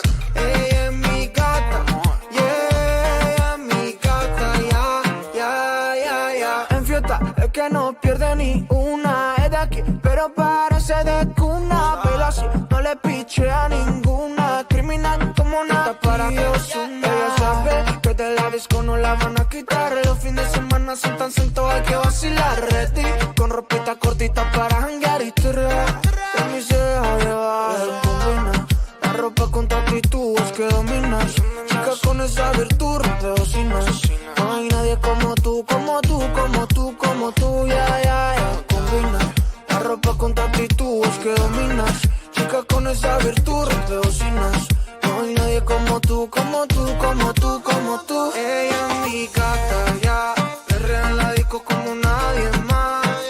Ella es mi gata, yeah, ella es mi gata, ya, ya, ella es mi gata, ya, perrea en la disco como nadie más.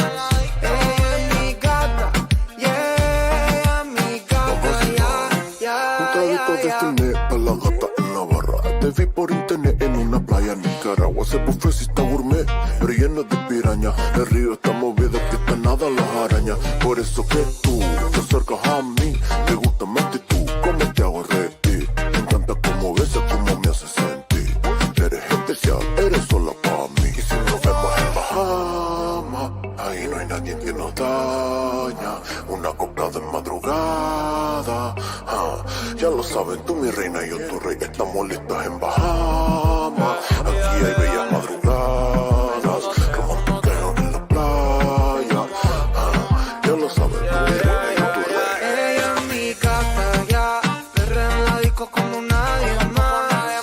Ella es mi gata, yeah, ella es mi gata, ya, ya, ella es mi gata, ya, perrea en la disco como nadie más. Me gusta gozar y vacilar, yeah, no te quito de Fernet, solo toda la timidez, pasarlo no solo tal vez. A ella le gusta gozar y vacilar, yeah. Con unos traguitos de Fernet, solo toda la timidez, pasarlo no solo tal vez. Ella es mi gata, ya, perrea en la disco como nadie más. Ella es mi gata, yeah, ella es mi gata, ya, ya, ella es mi gata, ya, perrea en la disco como nadie más. Ella es mi gata, yeah, ella es mi gata, ya, ya, ya, ya. En fiesta es que no pierde ni una, es de aquí, pero parece de cuna,